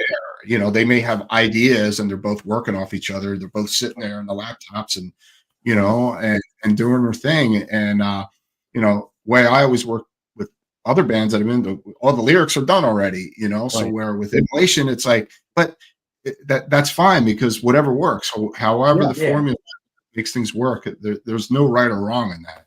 Right. We've gotten Right. better though, for sure. Like, Yeah. Yeah, Yeah. like the last record we had, like, I'd say 75% of the lyrics done and kind of figured out. And I think some of, we might go over some of the ways to sing stuff, and the way the vocals would fit into the songs. But Right. Ross and I, luckily, Ross was like, hey, why don't we get online here? Because at the time I was in Yonkers and he was up in Rochester, and let's get online and just, why don't we work on these songs and kind of brainstorm like we would if we were in the studio. And I'm like, okay, that's Right. a good idea. So we would just pick certain nights where we just work on stuff, and I'll call you at like 9 o'clock and we'll see what we Right. got, and we talk over the phone, and then Right. we'd be like on our Dropbox, like making changes and stuff. And Right. so luckily we did that, which was kind of cool because we just set that precedent. We're like, oh, let's just make like we're in the studio now, because Yeah. we're gonna end up doing it later, and it'll be a lot easier if we get it done 3 weeks out now. And that's what Right. we did. And I think when we were in the studio, we did write a couple of songs, but at least we had ideas. I'm pretty sure, Ross had some ideas for those songs, Right. and that helps too, because at least if you have the idea for lyrics, you have the idea. So now at least you have your subject matter. How are you going to approach it? If you don't have Right. any ideas, then that's when it gets a little harder, because now, okay, Right. you have to figure out what the song's to be about, and then you have to come up with the lyrics. So, but Right. we've been under the gun many times, and I think we work very well under pressure, because we've come up with a lot of cool stuff, Right.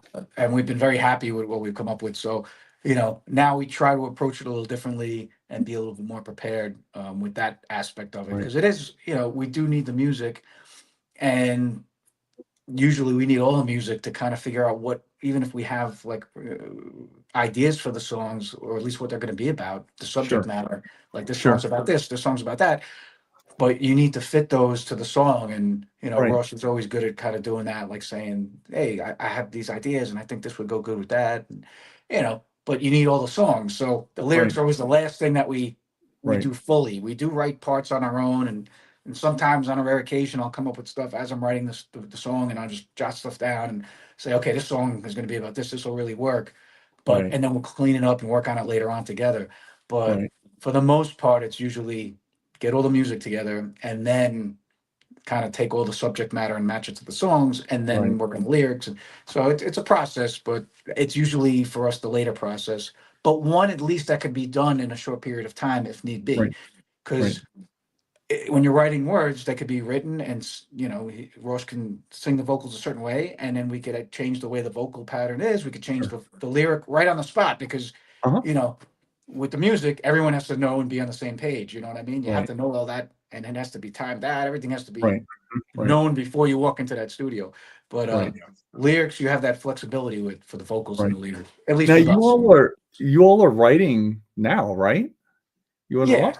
Yeah, I mean, we have a lot of stuff. I'm in the process of really digging in now. I mean, I have stuff from the last record, or couple of parts. I mean, there's parts that just didn't make it onto the last record. Whether or not they'll make it onto this one, I don't know. But Sure. there's certain parts, not that they were bad, but they didn't fit with what was being done on that record. Right. You know what I mean? So Right. so there are a lot of cool parts Yeah. that I have and Alex had sent me. So these are things I'm holding on to now, but I'm also Sure. trying to just write new stuff now, and Right. we're in that process now, and we anticipate to just move along, because Right. Yeah. we just have to kind of take hold of the flame. Yeah. Right. Right.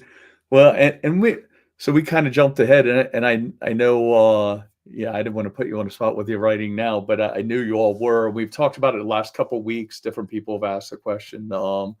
But back on the guitars, because it's hard, because you and I have only talked a couple times. Alex and I talk all the time, so I feel like I haven't asked him as many questions, because I kind of know the answer, But what I'm interested in, so Alex joins Immolation. You all have known each other forever and Mhm. different bands and all that.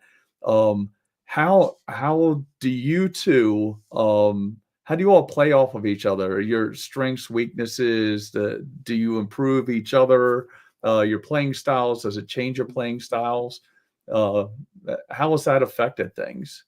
I think mainly, I mean, Alex and I kind of come from the same school, I guess you could say. You know what I mean? Mhm. Like we both grew up with the same music, the same influences, or a lot of the same influences. And I think that alone is a big, it's a big factor. Right. Yeah, I think together we definitely, we know our styles. Our styles are very similar, Yeah. and I think we gel very well on Mhm. stage and off. It's just, it's a good thing. It's like we've Yeah. kind of like been friends and known each other and been into the same music and style, and like I said, come from that same Yeah. place for all these years. So Yeah. yeah, it's definitely a really cool thing to have someone like that in the band. I mean, Right. it's like Alex feels like he's been a part of the band since the beginning, and Right. when that time came when Bill, needed to do his thing, which, everyone was fine with it, on the same page with, Right. as we might have talked about, or Alex might have mentioned, he was the first person that came to mind, and really the only person that came to mind. Right. It was more or less, is he busy? Is he even into doing this type of thing anymore? We don't know, so let's see what's up, and luckily Right. he said yes, and here we are, but I yeah, I mean, intentionally it's steer great. clear of some of those because I don't know the backside of the story, and I don't know how things ended. So I just kind of steered clear of the subject. What's that? Well, of who's been in the bands and left bands and all that kind of stuff. Exactly what you were Oh, just talking about. Oh, So I never know the I mean, backstory, so I intentionally steered clear of names, for me, it was a super easy transition because the way Bob plays guitar, like Bob said, we're different, but we're also very similar. A lot of similarities. So for me, it was a Right. very easy transition playing Bob's music. It kind of felt like home for me, really. Right. So Right. it's not like it's just like so out of left field. I mean, of course, there's some stuff, like if we go back on some of the older material, it's like, what the fuck was Bob thinking? What the hell is this? This is Right. insane. Right. I say the But same thing sometimes. yeah, yeah. But yeah, I mean, for me, it's just a very easy transition. I mean, I would say Bob is, complimenting me the best of any guitar player I played with. Like Right. as a team, we're very tight Right. together. Yeah, I and think stuff. we gel, tight wise. It's definitely gels, pretty seamlessly on stage for Yeah. sure. You know what I mean? And that's good. It's always just good. We have, I think, this is the tightest the band's been for sure. Sure.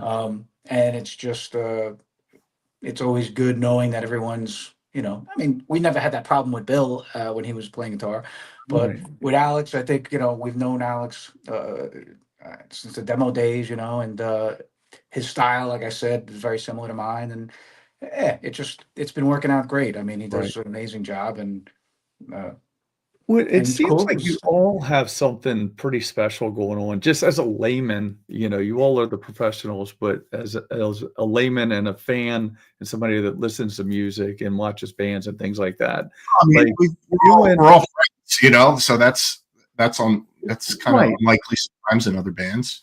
And it seems like, if We're all, I'll you put know, it all in Roger words, it's like you two are the yin and yang of the guitars, and then you and Ross are kind of the yin and yang with the music writing, and then Steve, I mean, it goes without saying that that dude's a oh, beast on the drums.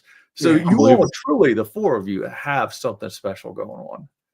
So, I and mean, that's we me like to just think coming so. I new on think the scene in the last couple of years, one of the you can most tell. important things, I think, is that, it's just good to be, at this stage of, the band's career, to have everybody in the band be on the same page, be 100% into it, work very Mhm. hard. I mean, like you Yeah, mentioned, Steve, like he's always working so hard at the drums yeah, and trying to create cool stuff. And, yeah. Mhm. he's very cognizant of every little thing that's going on in Mhm. the song and wants He, to accent he's certain he's things, and he adds certain things to the music by doing that. And, everyone believes in what they do. And more Yeah. importantly than anything else, we all get along. We're all on the same Mhm. page.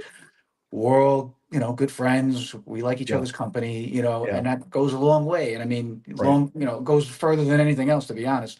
Yeah, And that's very important. And we're very happy about that. I think all four of us are very happy about that. yeah, And we yeah, could all rely on each other, to be there when needed, and to be there no matter what the situation is, and depend on each other. So it's, right, that's very important, especially with what we do, going out on the road like this, and all the stuff we're involved with, and all the traveling we have to do. you know, you have to kind of like really get along and enjoy each other's company, and we do, and we Yeah. have fun with Right. everything that we do. So that's Right. makes it a great thing, and makes you want to keep going. You know what I mean? We're Yeah. not in a situation where like, okay, we only see each other on stage, or I hate that guy, but I'm going to play, the next 100 shows with him now. It doesn't make any sense. To me, I just I don't see that. So yeah, it's very cool, and we just have a really good time with everything. And It's interesting because like in the job world, you hear, companies say, "Oh, we're like one big family," and which should be a red light for some people. But with you guys, I mean, Alex behind your back calls all of you his brothers. You all yeah, we refer are to each brothers. I other mean, as absolutely, brothers, and absolutely. that's important, I think. That's important. So Without a doubt. you all I mean, don't just say it, you live it. yeah, I mean, Christ, we live with each other for so many days out of the year. You know what I mean? Yeah, And yeah. you have to Oh yeah. be close. And again, like you said, and Alex said, we are brothers, and that's Yeah. exactly how we look at it. And Mhm. we wouldn't want it any other way. We're all there to make this unit work, and we all Yeah. enjoy what we're doing, and we all believe in it. And Yeah. it's like we're just creating this art together and Mhm. having a great time doing it. Yeah, absolutely. All right, I'm gonna get a couple more questions. People are probably waiting. Let's see. Fantastic. It's fantastic that Alex is on Acts of God. I was surprised that Tom and Bill were created on albums they didn't play on. Oh, credited. I'm sorry, I said created on albums they didn't play on. Curious why that was done.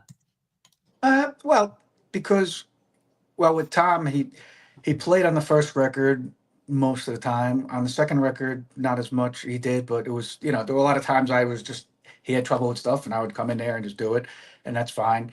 Um, the third record he did not exist on at all, and every record after that, that was it. But we did it because at the time, like in Tom's case, he was still part of the band. As far as we were concerned, he was part of the band. So for us, it was like, what difference? It didn't make a difference. This is the band. This is Yeah, who's on the record. Whether they played on the record or not, it really didn't. To us, this is the immolate. This is immolation. This is the yeah, music, and that's it. And Tom played with us. I think last time he played with us was during the third record. I think he did a couple of shows with us for that record. Um, and then when Bill came in the band, we didn't quite know. Well, still didn't know what was going on with Tom, but we needed someone to play live, and it was cool. Bill came in, and because he was part of the band, we felt at some point, Tom was still listed on the records, but then once we realized Tom really wasn't coming back, Bill was credited, but I think we still even credited Tom in some way on one of those records. But now Bill was the permanent member. We knew Tom wasn't coming back, so Bill was that's Immolation was Bill, me, and Ross, and at one point Alex, and then the other Alex, and then Steve, of course. But I mean, Bill was part of the band, so he's credited on yeah, the record because he's part of the band.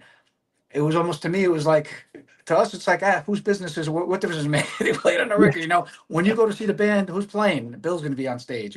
yeah, The music is Immolation, Bill's an Immolation, so that's it. And I think at one point he was even like, I don't know if I don't know if I should be credited. We're like, well, you're in the band, dude. You're much as part of the band as anybody else. It doesn't matter what the situation right, is. You know what I mean? It's like that's right. the way we looked at it.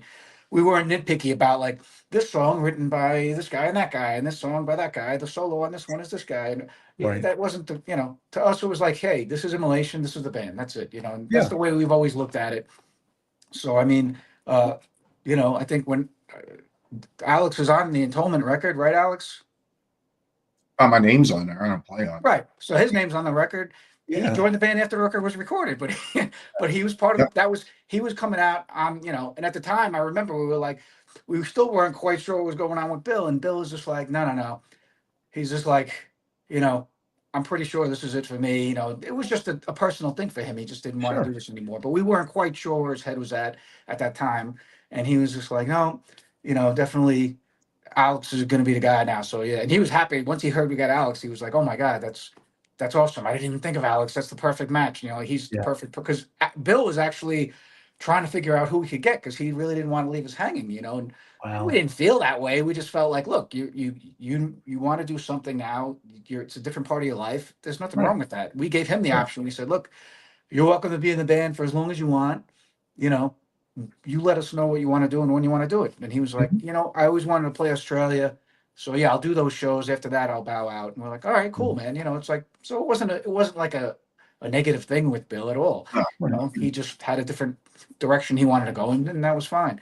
But once we knew that was the definite case, then he, you know, he's like, no, definitely Alex should be on the record. I'm like, yeah, no doubt. So once we knew Alex was the permanent guy, then his name was on the record because Right. that's who you're going to see. That's Immolation. And we didn't need to be like, oh, this is who played whatever on this record. Alex was part of Immolation at that point in time, and that's it, you know. And Yeah. so you know, we never looked at it that way, and that's the reason. So that's the long story of that. I think that's a great answer too, to tell you the truth. Song structure, that's Necrotion. Necrotion, I pointed out to Alex that you dropped by at like 6:30 tonight. We both got a kick out of that. Learning experience. And some of these are out of context because, you know, I missed them. It's a challenge. So Bob, I'm going to let you know, we've never had this many people at the same time watching and this many comments. This is a lot to juggle. Like, that's why you keep seeing me look back and forth. No big So deal. we're going to bust through these real quick. 45-year-old death metal band. This next song is about being stuck in traffic on the way to parent-teacher conference. Yeah, there you go. There's an idea, right? Maybe he's giving you maybe he's trying to give you ideas because you wanted to write some songs. Oh, yeah, mine. Yeah, that's it. I am having writer's block all of a sudden. Oh, let's see. Alex would say, I don't know. Maybe who knows what that. yeah, like I said, some of these are That's- love Alex, great dude. He is a great dude. He's shy as. He is. I know.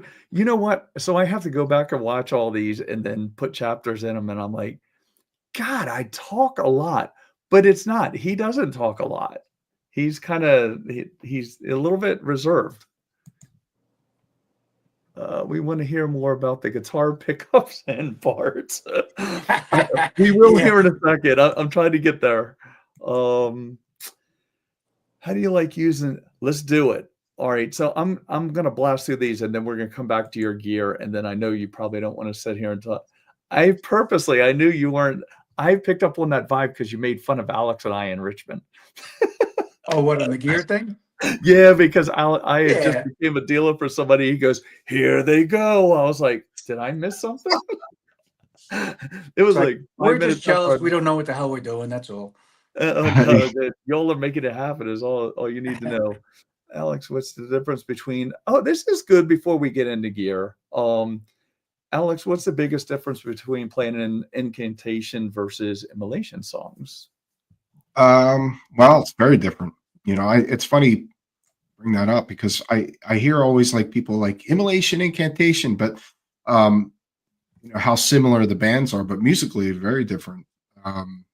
You know, obviously both bands very dark. You know, and I would consider both bands play pure death metal. You know, but you know, immolation is definitely more musical. You know, incantation is more primitive, I would say, riff wise. But then there's some really weird stuff. I wouldn't say technical or anything, but Yeah, I mean, I don't know. it's Immolation's dark as more, well, and more there's a lot my of twisted stuff, so I could see yeah. where people make But that difference. immolation's more my you know, musically, it's just more where I'm coming from, and I connect musically more with immolation than incantation as a guitar player.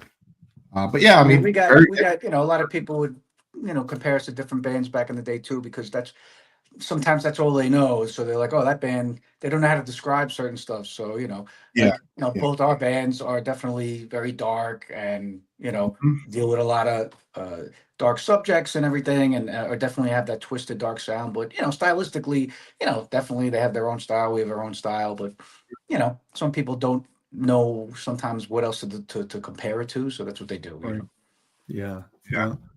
All right. And going through these, you're both guitar legends. That goes without saying, right? We're just old. That's all. We're just old people. Once you get old, you're No, you're not old. You're vintage. Yeah, vintage. That's right. Vintage and relict, right? That's right. Like the guitars. Bob is the man. Yes. I think that's somebody. Hey, Roy. Oh, okay. I got. Took me a second there. Erica. Hey, Okay, Erica. wait a minute. I don't get it.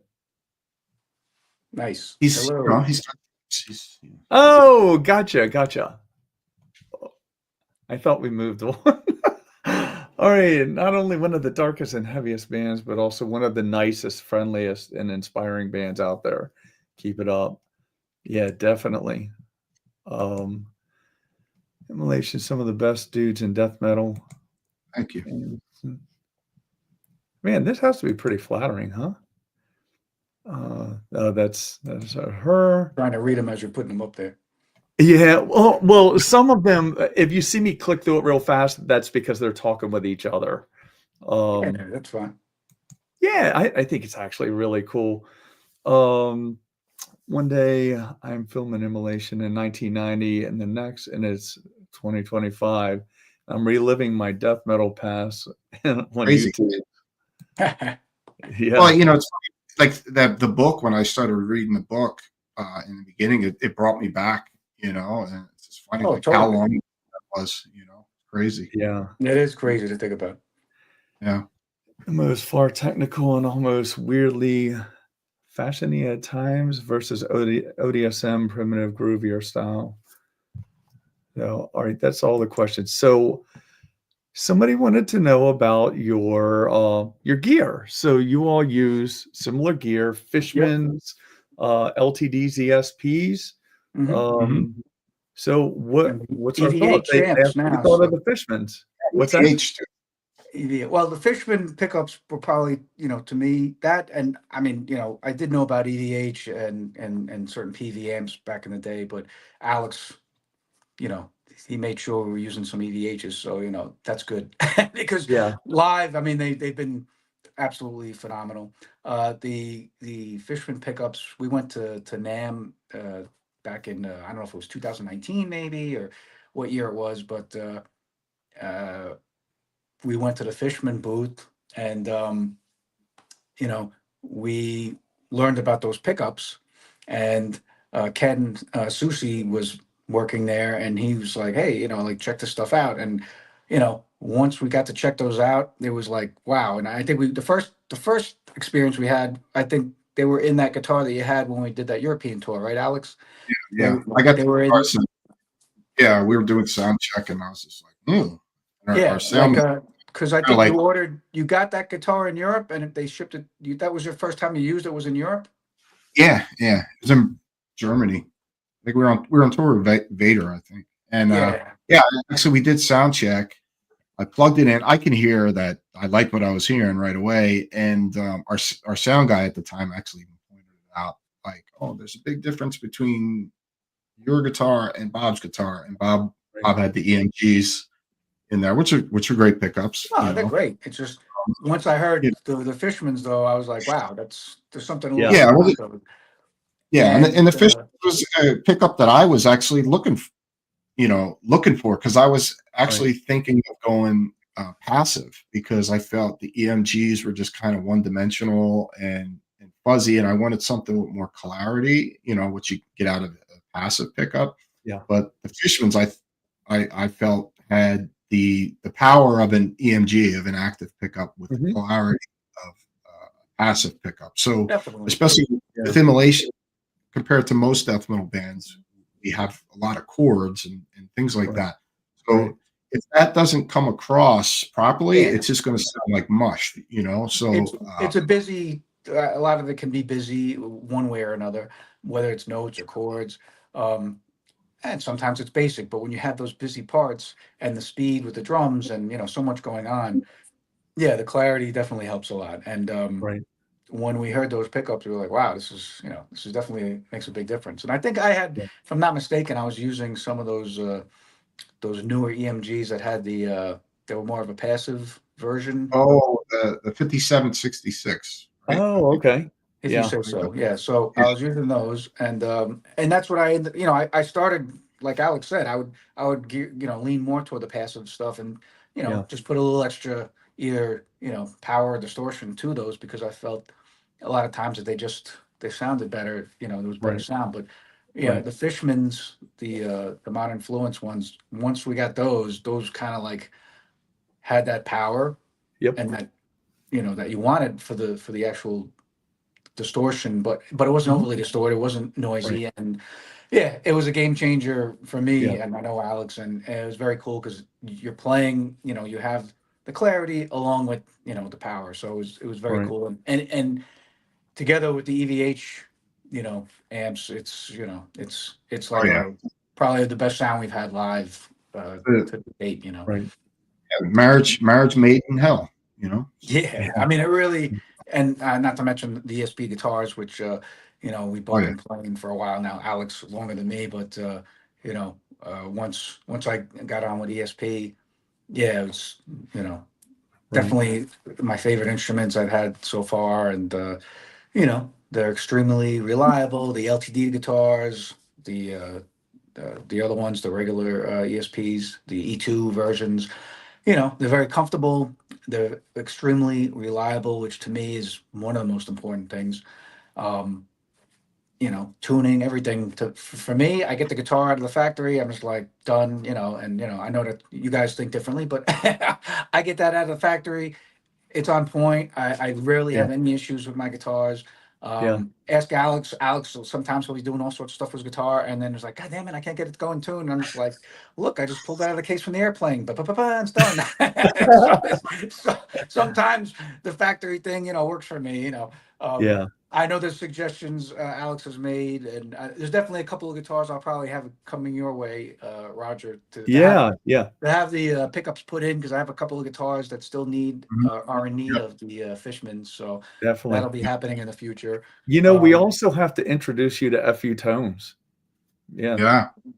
Get a block and a couple of those. See what you think of those. I know I've been hearing about the block, so maybe I'll let you Yeah. block one of those guitars. Well, and so it's funny because I have customers ask me a lot because they see Alex and I together on the podcast. So that I'm a Fishman dealer. So they say, Yeah, I well, heard that. That's great. are you a Fishman Congrats. dealer because of Alex? And I said, well, kind of in a way, because I first heard Fishman's when I was putting them in his guitar. But I deal with a lot of I wind pickups and I deal with a lot of pickups. But Mhm. you're right, they're just different. They're special, and they're a good company. I like dealing with good companies. That means a lot to me, also. Well, yeah, like we've been lucky because Ken Susi has been very cool with us, and always, you get in touch with him, he's on it right away, and Yeah, that's yeah, really been awesome. As well as like ESP has been absolutely amazing. yeah, Tony there has been absolutely gracious with us, and sure, he's always on point, and we love to see him when he's able to come out to the shows, and it's nice. It's like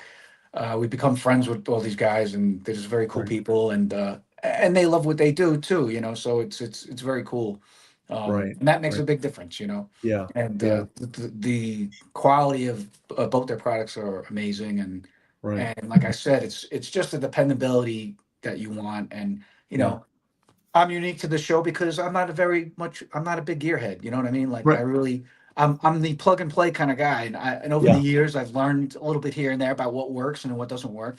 right, And I'm very basic, but when you have an amp like the EVHs that work and you plug it in, and I know I can get a sound out of that, and I could dial that in. You know what I mean? As long as it's I have the right yeah, pickups, the right guitar, yeah, I'll be good. And Hmm. for someone that's not a gearhead to look at this stuff and say, hey, yeah, I use this stuff, I rely on it, and I don't have to mess around with it. It's always yeah, reliable, yeah. and to me, that's one of the most important things. Well, and I knew that you weren't a gearhead, and I know people wanted to hear you two talk about immolation and music. So I kind of catered my questions to that and That's around the fine. gear. But I knew we had to touch base on gear a little bit because And I'm people good want to with that. know. I mean, I do, I've had my experiences with stuff in the past, and Yeah, I still think there's a lot of good stuff out there. I mean, of course, but yeah, it's just that what works for this, Sure. is what we use now. Right. Like the strings, for instance. The labella strings. We've been with these guys for a long Yeah. time because our merch guy from years ago in Mount Vernon, which is near Yonkers. Mhm. I think they used to do some work for Labella, T-shirts and stuff, some of their promotional stuff, and Right. they kind of hooked us up with them. So we're like, all right, Yeah. we'll give them a shot. And they always been generous with us and giving us an amazing price on the strings. And we're not, we don't use a ton of strings. You know what I mean? Like I'm not Yeah. changing my strings that often, and Right. even on a tour, it's not a lot. So I don't need to have a million strings. Sure. So Sure. the fact that we just get a really good deal with that stuff, especially Yeah. Ross with the bass strings, is Mhm. great. But the quality of the strings is awesome, and Yeah. I love the strings. They've always been good and reliable. So to me, that's that means a Yeah. lot. Well, So there's two things. If the product's good and the company's good to deal with, that means a lot. absolutely. And So the and sounds we get are great with the stuff that we're using now, and I look forward absolutely. to the new record. I mean, we were lucky enough to get the EVH on the last record because Yeah. um, the producer Zach had one of those, and I think they because they would reamp. The guitars are usually reamped all the time. Yeah. We'll get good sounds. Part of that sound is used, and then most of the sound is reamped because it's just the way they Right. do it these days. Uh-huh. But I know he reamped it through the EVH that I think one of the ones that you have, right, Alex? Yeah, the stealth. It was a stealth and a Marshall. Right. So Right. Stealth. Yeah. Yeah. Well, So, and what you mentioned when you come down here, your guitars are welcome here, and I'll take care of them for you, and get your absolutely. electronics, and we'll slip a block in one and see if you recognize it. Give it a shot. I'm going to jump back over to the questions because I saw this one. OMG, Oh my God. Beetlejuice. Let's see, dude, please. I guess the dude is me. Dude, please ask what his amp settings are and pedals, please. Okay. Well, Can you diagram those for us? well, yeah. It's like goes in that way and out that way, and that's it. Oh, right, right. Yeah, I mean pedals. I once in a while I'll use them depending on the situation. Like it depends on what songs we do. Like for instance, I think we did Christ Cage a couple of tours ago, and the beginning is just the guitar going for most of the time. Like that one note. So I would bring out a couple of things to add to that because not every time does the sound engineer have access to certain effects and stuff like that. So Right.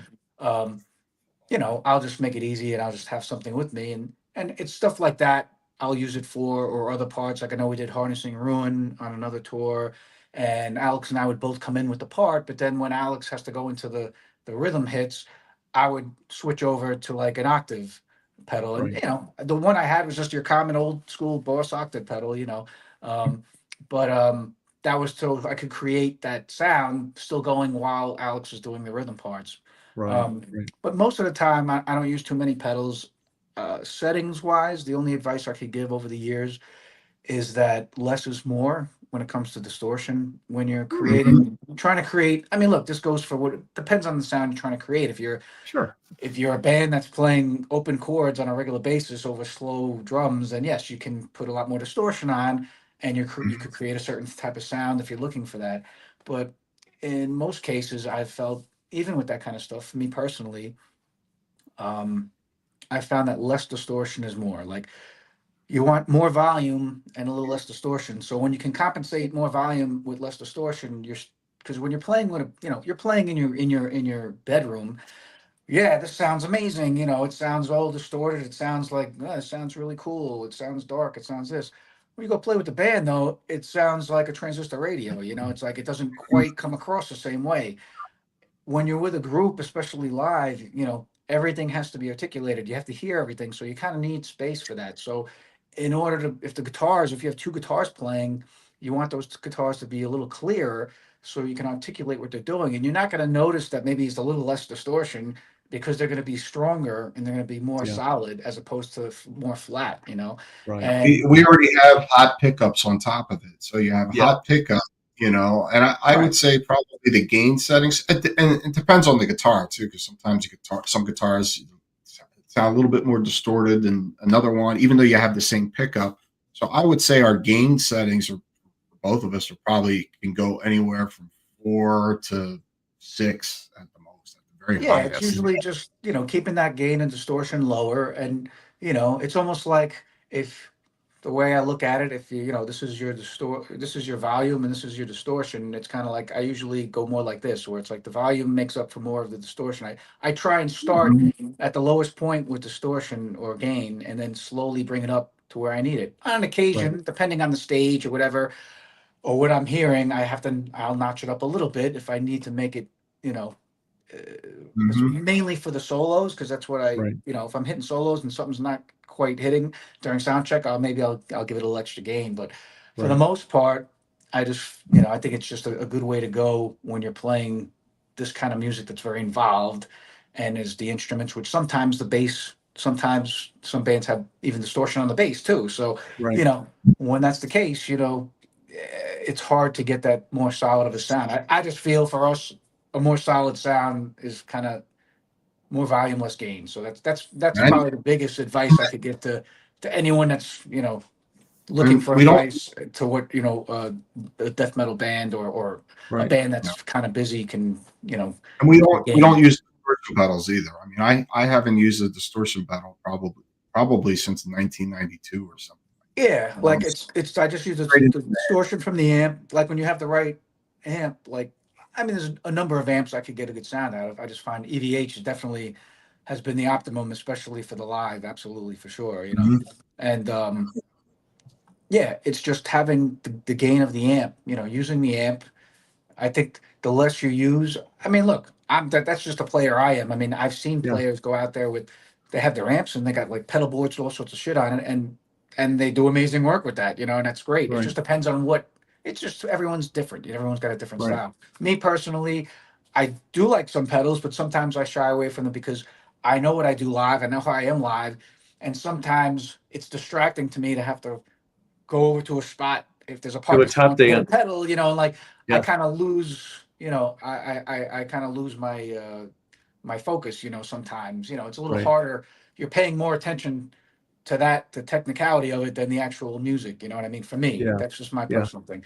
But so I kind of got away from a lot of pedal stuff, but there's times where I definitely think like, it would be cool to have this on this part or that on that Yeah. part. And that definitely Yeah. makes, it does make a difference. But I'd say overall, yeah, we're very basic in what we do.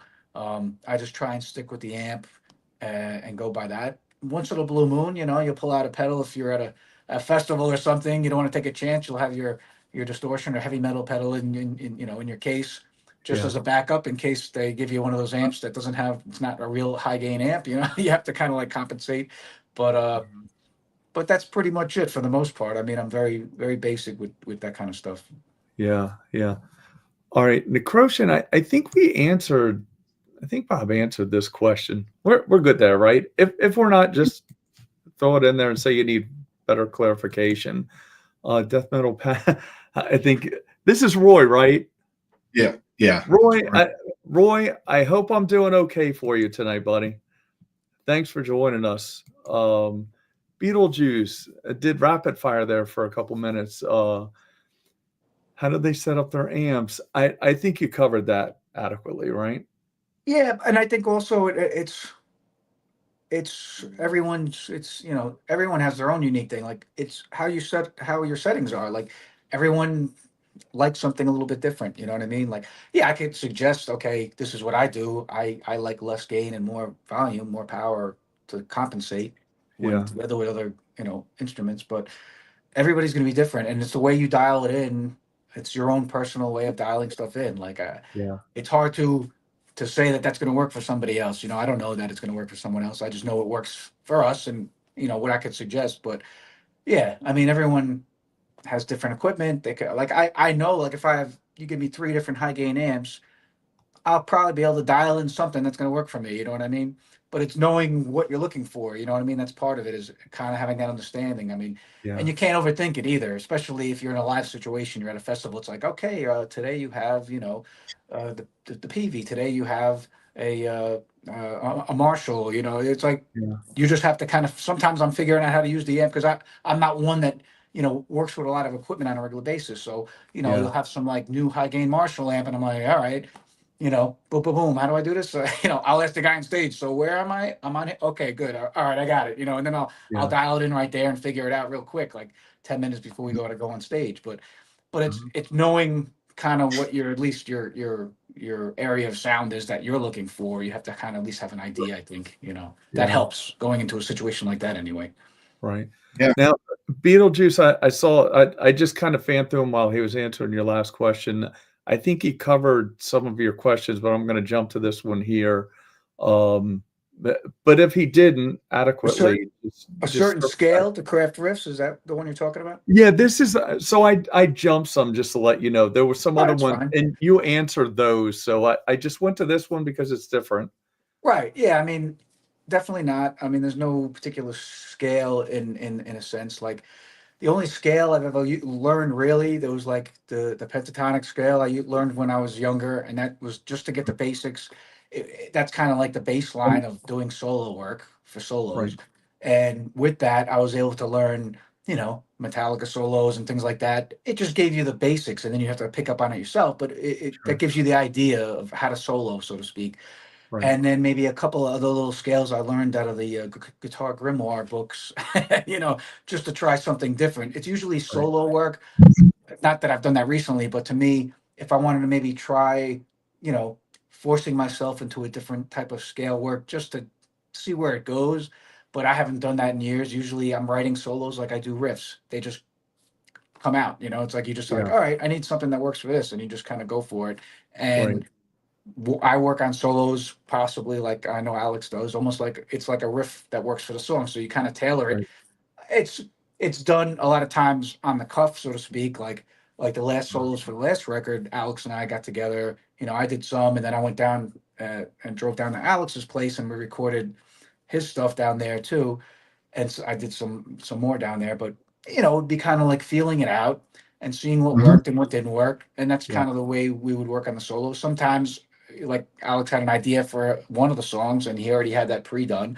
But then there's stuff you just work on. But it's usually by feeling, you know what I mean? And that's kind of the way that goes. With riffs especially, I never really go to anything in particular. It's like I just will come up with just start jamming and just messing around on the guitar. And sometimes it could be like a 3-note basic thing, and sometimes it could be an involved thing. Whatever it is, if it sounds like something interesting to me, I'll record it, and then I'll put drums to it on the computer and make it a part, and then I just put that to the side, and then I go from there. But I'm not like, okay, I'm following these. The riff's going to be within these notes. It's never like that for me. Yeah, right. Yeah, for me, that is really interesting. If it ever sounds good and it feels good, then the vibe and the feeling of the music, then that's it. And I would say both of us are very unorthodox in our approach to everything with guitar plans. Yeah.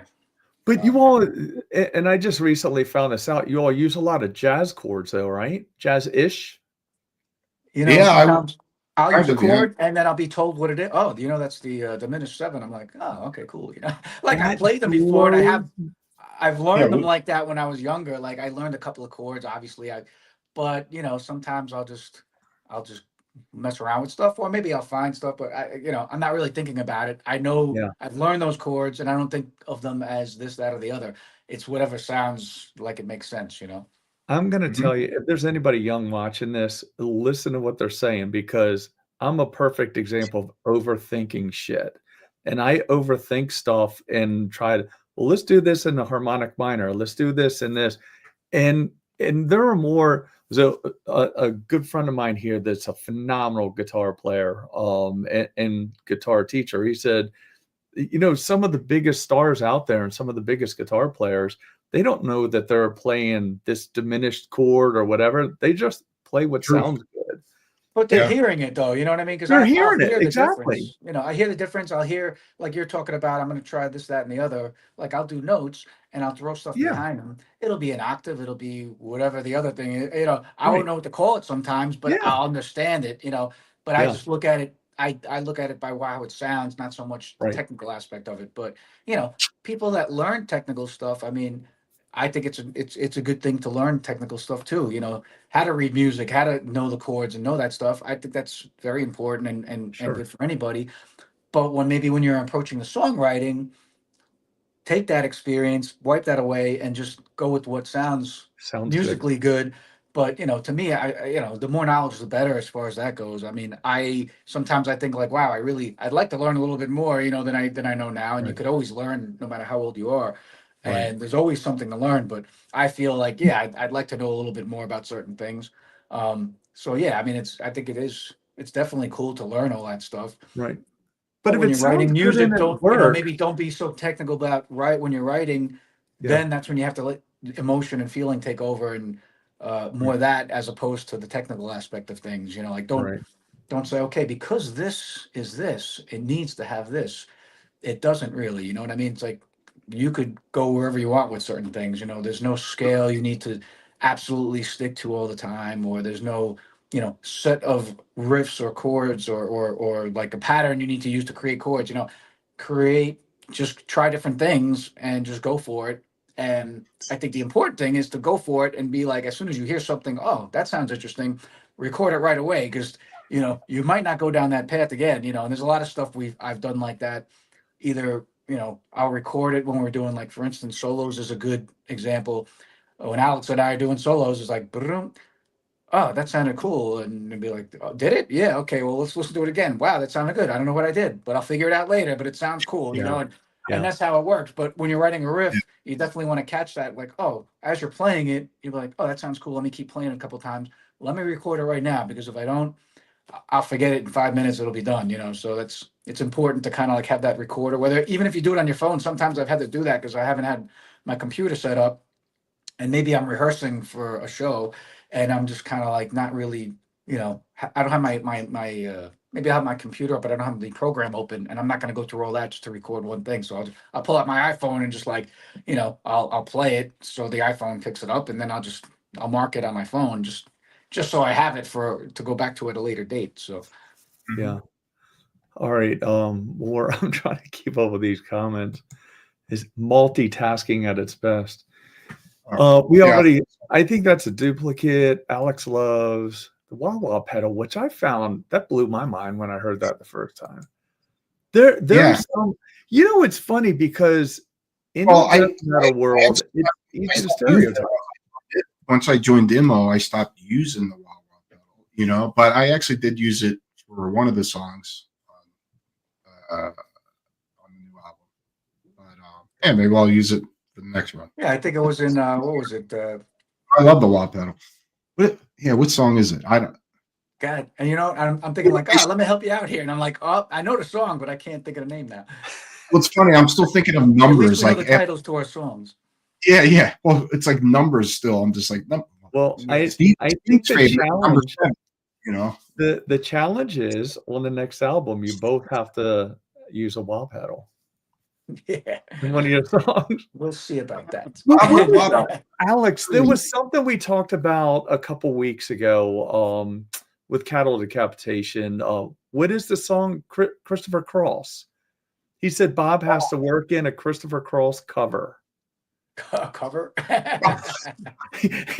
Look at what song was it that he was? What was it? Yeah, he said something about Christopher Cross, like, oh, I don't know. I think it was we said we'll get Bob to do that when he's on a couple of weeks, and you were like, no, that ain't happening. Hey, we don't do covers. I got nothing against Christopher Cross. No. All right, so I'm just going to run down Beetlejuice's, and I saw you apologize. There's no reason to apologize, and he said he's a huge fan. I get it. That's all right. Yeah, mids are important too. I'll give you that, because he did ask about mids, and I always found that that mids are definitely an important factor as well. Yeah, and let's see, Doom. Not a gear question. What do you guys think of the new wave of death metal? Spirit World, Frozen Soul, 200 Stab Wounds. Sounds painful. Well, I would say that it's great to see all these young bands out there. I mean, they're the ones that are keeping the scene alive. And but I would say me and Bob are probably not the best people to ask about. We know some new bands we like. Ross and Steve probably are more engaged. Yeah, I mean, I've heard like Frozen Soul. I think I saw them with on that tour, and I thought they did a great job. Blood Incantation, more old. It's funny because they're just like that old school. Oh hell, they did really, they did great. And I think the 200 Sad Wounds, I think I've seen their stuff before. What was the other one? Spirit World. Yeah, what was the other one?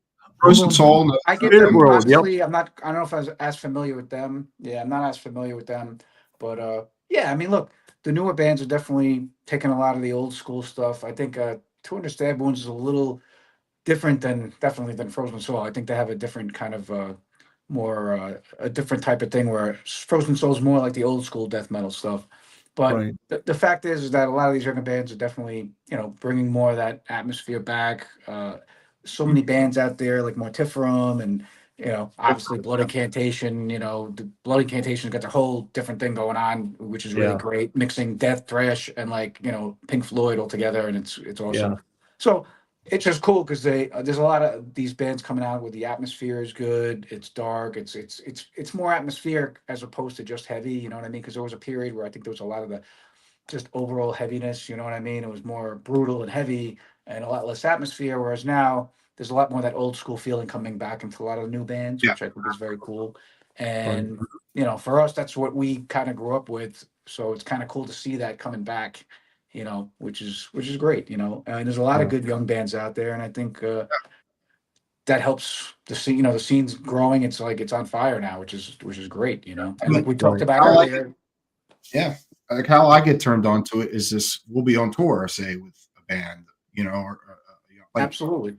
Well Hell, or Blood Incantation, Mortiferum, and like those three bands right there. I love all three of those bands, and and that just comes from usually being on tour and stuff like that. I don't like. I'm sure it's the same for Bob. I don't really like search out music the way I did back in the Yeah, 80s. it's definitely harder these days. Like I'll get suggestions and I'll look at stuff, I'll listen to stuff, So, but yeah, it's definitely tougher because we're not as involved in every single thing with the Right. up and coming music. But luckily because we tour with these younger bands and get to know them, and then from them they suggest other stuff, and you hear about other Yeah. stuff, and and then obviously you got like Decibel Magazine. Albert is just like so into the underground and bringing all these younger bands up and into people's faces, which is great. So you'll see stuff in there, and then you'll kind of be like, oh, let me check these guys out, and so Right.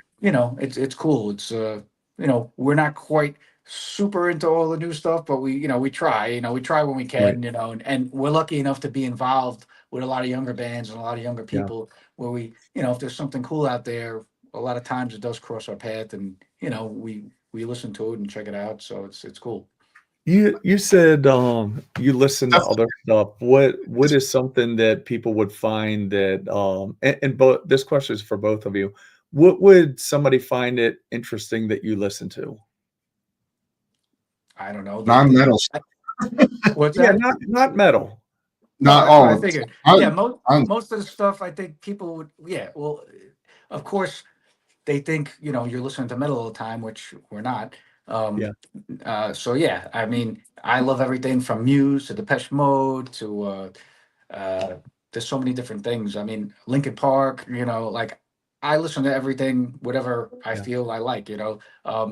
I'll listen to the new stuff, the new Blood Incantation. I listened to a ton Yeah. recently. Yeah. So I mixed it up. You know what I mean? I think I was Yeah. listening to that one, the new Linkin Park, back to back and forth. It's like so Yeah. that shows you where my head's at. Like Yeah. I like different. I like all different stuff.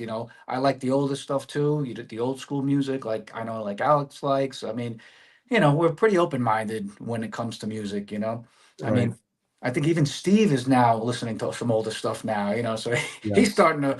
His mind's starting to open up a little bit. Right. So it's cool when I hear him talking about like certain bands. I'm like, oh, you're checking that out now. And I think it's yeah. awesome. I Yeah. remember Because we he was were, we very. were, I mean, we were all like that at a certain point. Like this, and I think Steve yeah, was like that a lot more up to a certain point.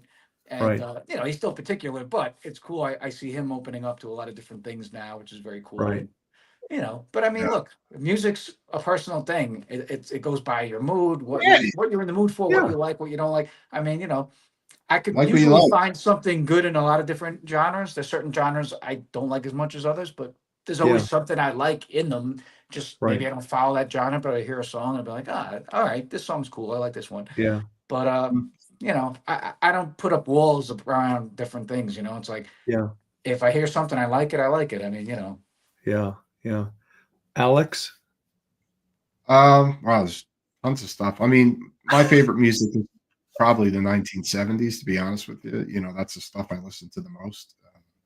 Just rock music from then and Well, what would early somebody, what punk, would, hardcore, new who's wave, a lot of new wave that would music. surprise people? Like, name a band. Uh, I don't know. I mean, like Bob said, Depeche Mode. It's one of my Yeah. favorite bands. Yeah. Awesome. You know, 9 Inch PJ Hart. Nails, you know. Yeah, I like Nine Inch That's, I mean, Nails. that's kind of heavy, but it's not, you know, it's Yeah. commercial-ish, but I mean, a Sure. lot of great stuff, a lot of influence, like that inspired me a lot Radiohead. in the early days. Radio. Radiohead, Alex, I mean, I Radiohead, loved yeah. Radiohead, the stuff that I Love it. did hear, but Alex pushed them on me heavy when we were on tour in Europe, and I started listening to their stuff, and now, you know, I listen to all their stuff. They're an amazing band. So yeah, You there's know, a lot of you all like, so Radiohead, one of my favorite songs is Paranoid Android. Oh, yeah. Amazing. great, so much Love good that stuff. song. Those guys, I love bands that take something that could be very light and almost easygoing sound wise, but then it just becomes so dark and haunting. And they do a lot of Yeah. that. Depeche Yeah. Mode does a lot of that. I mean, to me, those emotions, that atmosphere is very important in music. And, you know, just because it's not metal doesn't mean it's not, obviously it's very dark.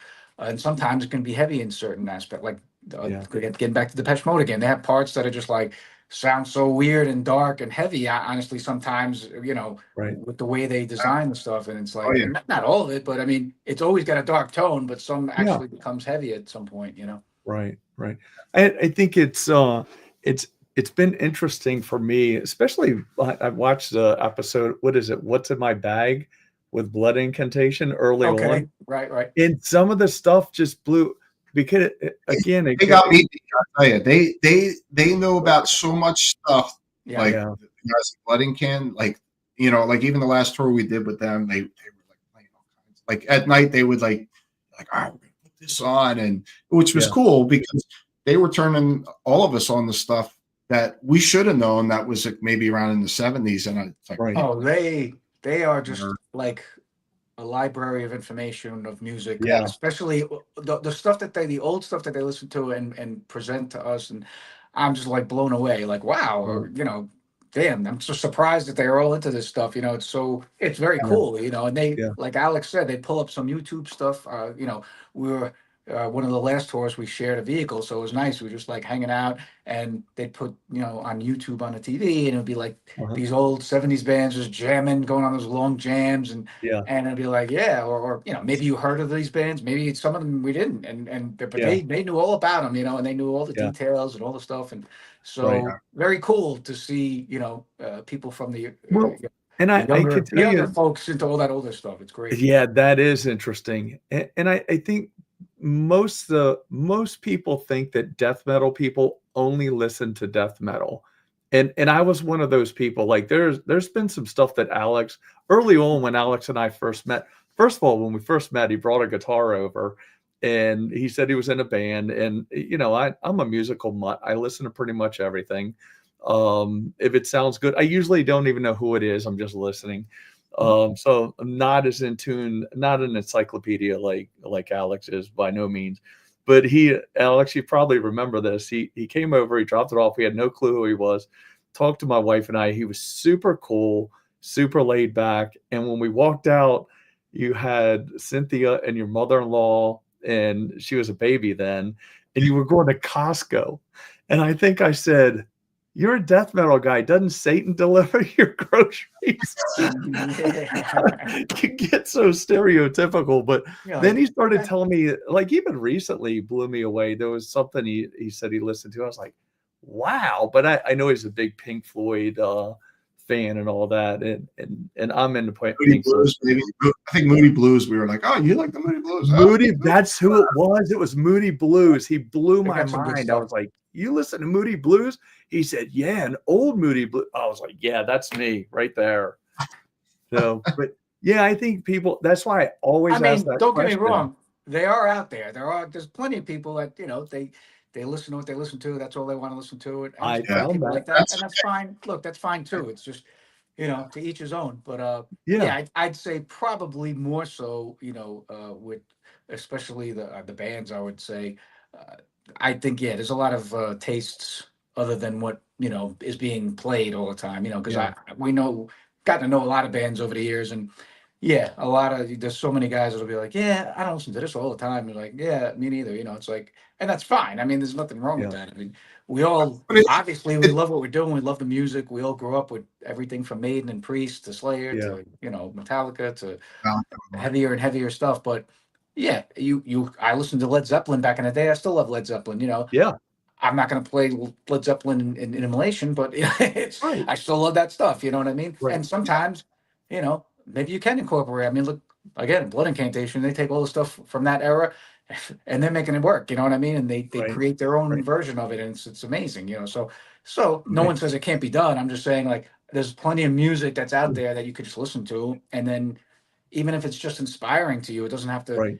influence you directly, or I'm going to do something like that. No, it's just inspiring. I see all types of music, especially live music. I could see any kind of music live, and I get inspired just seeing a band play, or if you go to a show and see an orchestra play, all these people Yeah. playing the same thing together. It's like, Yeah. to me, that's impressive. That's inspiring. It makes you want to go write some music or play. You know what I mean? It's like it's an inspiration. So Right. all kinds of music can be inspiring. So that's So I want to go through two more of my questions, and then we'll go through their questions. I know you probably don't want to hang out 3 hours, but we'll hang out It's as long gone as, quick, trust so me. I can't complain. What's that? It's gone quick, so I can't complain. Oh, well, Bob, thanks. Bob, you can answer this next question. I'll be back in a second. So, I knew we were bumping the chip on Alex. Yeah, well, All right, so he might be taking the next question at the rate we're going, but go ahead. right. Well, and you can see how time gets away in these things when you're just kind of bullshitting and not doing a but that's formal good. interview, Sure. I mean, So- that's what it's about. All right, so the first one is like, it seems to me, like I told you, I can truly appreciate death metal now. I haven't always. But just kind of reading the room, it looks like you all are getting a lot of momentum, right? Well, I think we've Like done you've always better as had we- it, but it seems like there's a new push, right? Yeah, I think, well, for us, we've been here the whole time, so we never really Yeah. took a break, so to speak.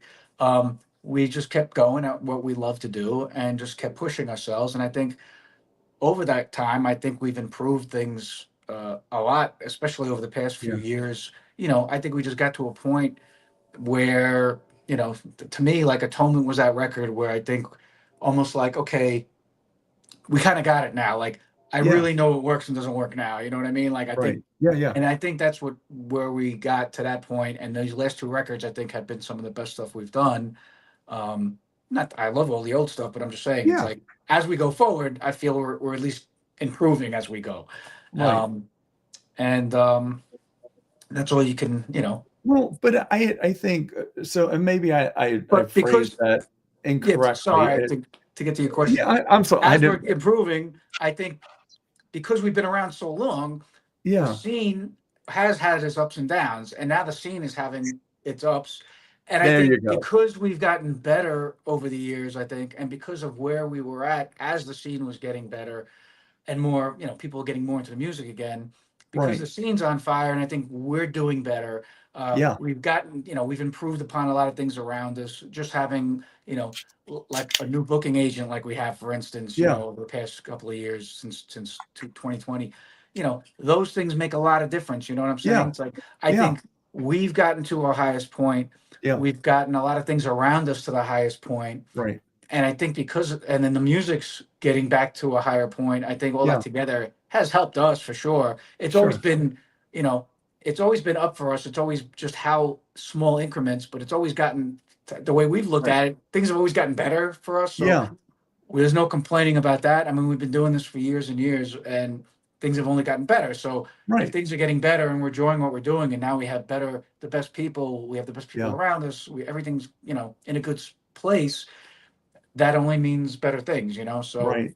I think it's that timing, you know what I mean? Like Yeah. Yeah. in the book, it focuses on those early 2000s, where the scene, Brian Slagle from Metal Blade talks about how the scene was, the whole scene was kind of in a rut for a while, and and that, you could put out your music and do your thing, but if the Right. scene itself is at a low point, it's going to be tougher, you know what I mean? So, Right.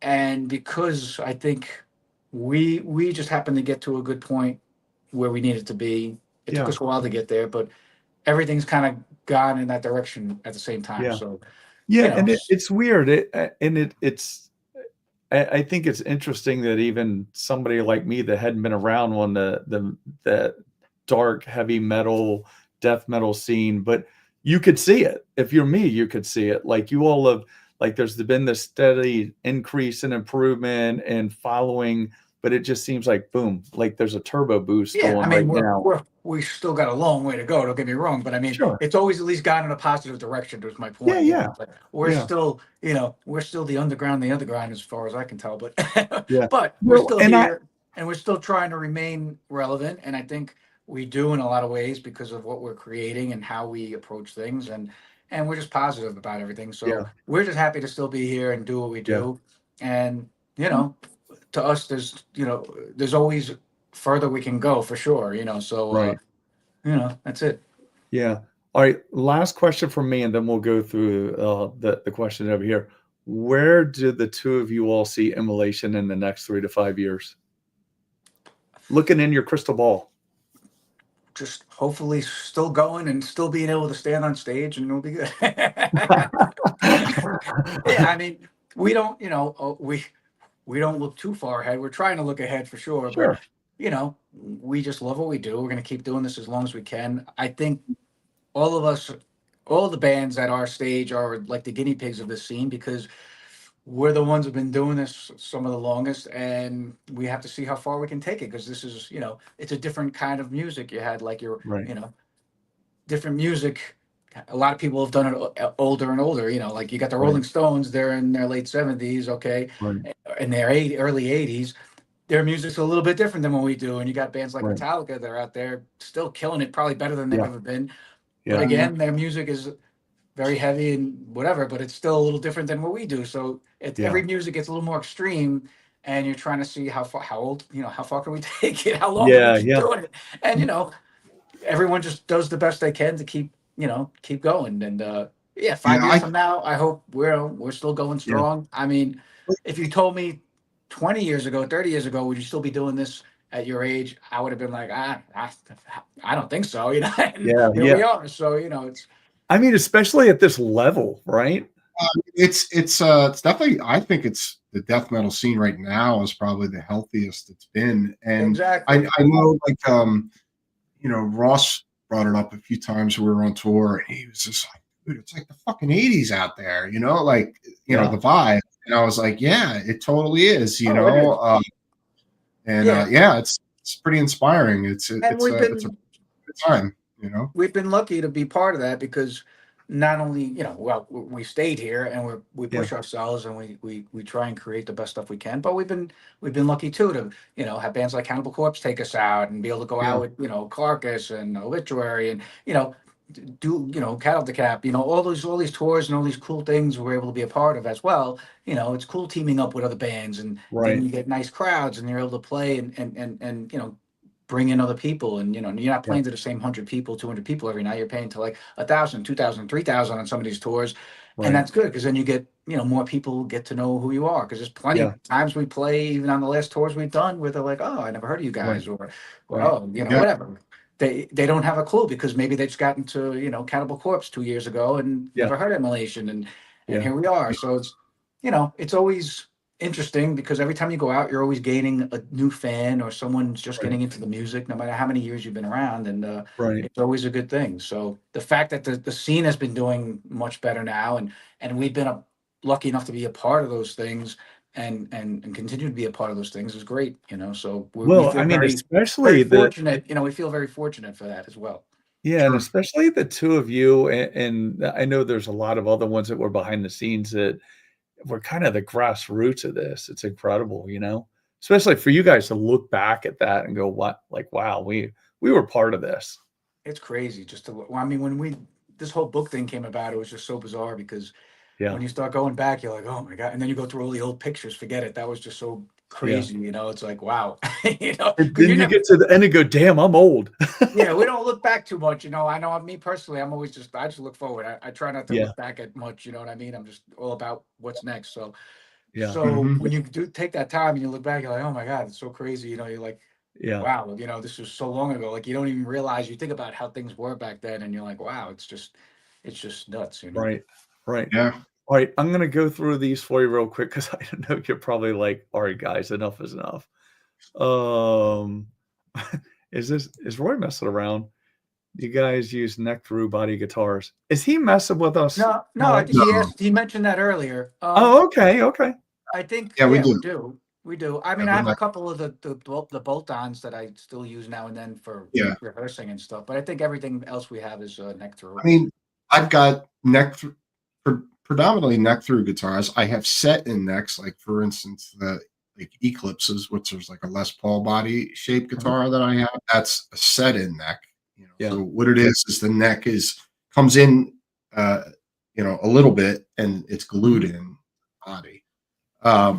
And then, but yeah, most of them are neck throughs. And I have both. I got my old ESP from the 80s that, Roger put together for me. And it's just been uncontrolled, like playing the bolt on neck. I'm just feeling like I want to get another bolt on neck guitar because it has a different sound to it, different Exactly. feel. I mean, honestly, like I've done a lot with the bolt. I mean, ask Alex. I played some of the old Yeah. guitars I have. He's like, what is that? And I'm like, he's like, I Well, can't play that. It's like I recorded one of the last records with that. So it's like, it's funny. Bob had a really unique sound back then. It was a super heavy sound where Bob was using a Fender Strat with single coil. And I think you had a bass amp too. It was like, what was that amp you had? It was like he was playing through a bass amp. I don't know what I did with that. I wish I didn't get rid of it, but I'm sure. It's like what was that, a custom or something like that? It's like a custom? It was a custom bass amp, and I used that thing as my guitar amp for like a while, in the early days. But such a unique, heavy, cool sound to it, So funny. They're perfect. But it didn't work. You don't know what the hell you're doing. You're playing guitar with a bass amp, so Yeah. It worked. As long as it sounded okay. Hey, Roy, sorry, I thought you were just goofing on Alex and I for being nerds. All right, Beetlejuice. Like I said, I'm gonna roll through these. Yeah, this is back when we were talking about different musics and things like that. I saw that one come through. Bob and Alex, I know you all are Boston longtime ESP players. What other brands are you partial to? Oh, I think there's a lot of good stuff out there. I mean, I used to, I have a couple of old guitars. I mean, Jackson was very good. I have a bunch of Jackson stuff. I still have the Soloist, and even some of the old. I think it was they call them the Dinkies with the reverse headstock and the bolt-on neck. And I got a lot of use out of those things. That's for sure. I mean, so those were cool guitars. Alex and I both had the same model of Jackson. What was that one called, Alex? The RR24, I think it was. R24, Yeah. So that, we both had the same. I have two of those. He's got at least one of those in the same color, same everything. So yeah, so I did like those. And it was actually strange for me to get into the ESPs because I was so used to playing those. So, but Chris Canella, who was at ESP at the time, he was like, "Oh, you got to try this out. Try out the Arrow." And I'm like, "All right." So it was weird because it was a little bigger for me, but now I'm like, I can't imagine playing anything else. Now it's like so cool, and to me it was just a better guitar overall. But I mean, that's just my preference. But the Jacksons, I used to have the custom BC Rich back in the day. So I had those. The Fender Strat I have. That was a great guitar. It still is. A few of these, like I said, I'll probably have to bring over to Roger at some point to fix those up a little bit, because some of the older guitars, you don't touch them for a while. They need a little work. But they need a little. But I played the Fender, not that long ago, maybe last year or something. It's still pretty good. You know what I mean? Again, it probably needs a little work, but it's still functional. It still works.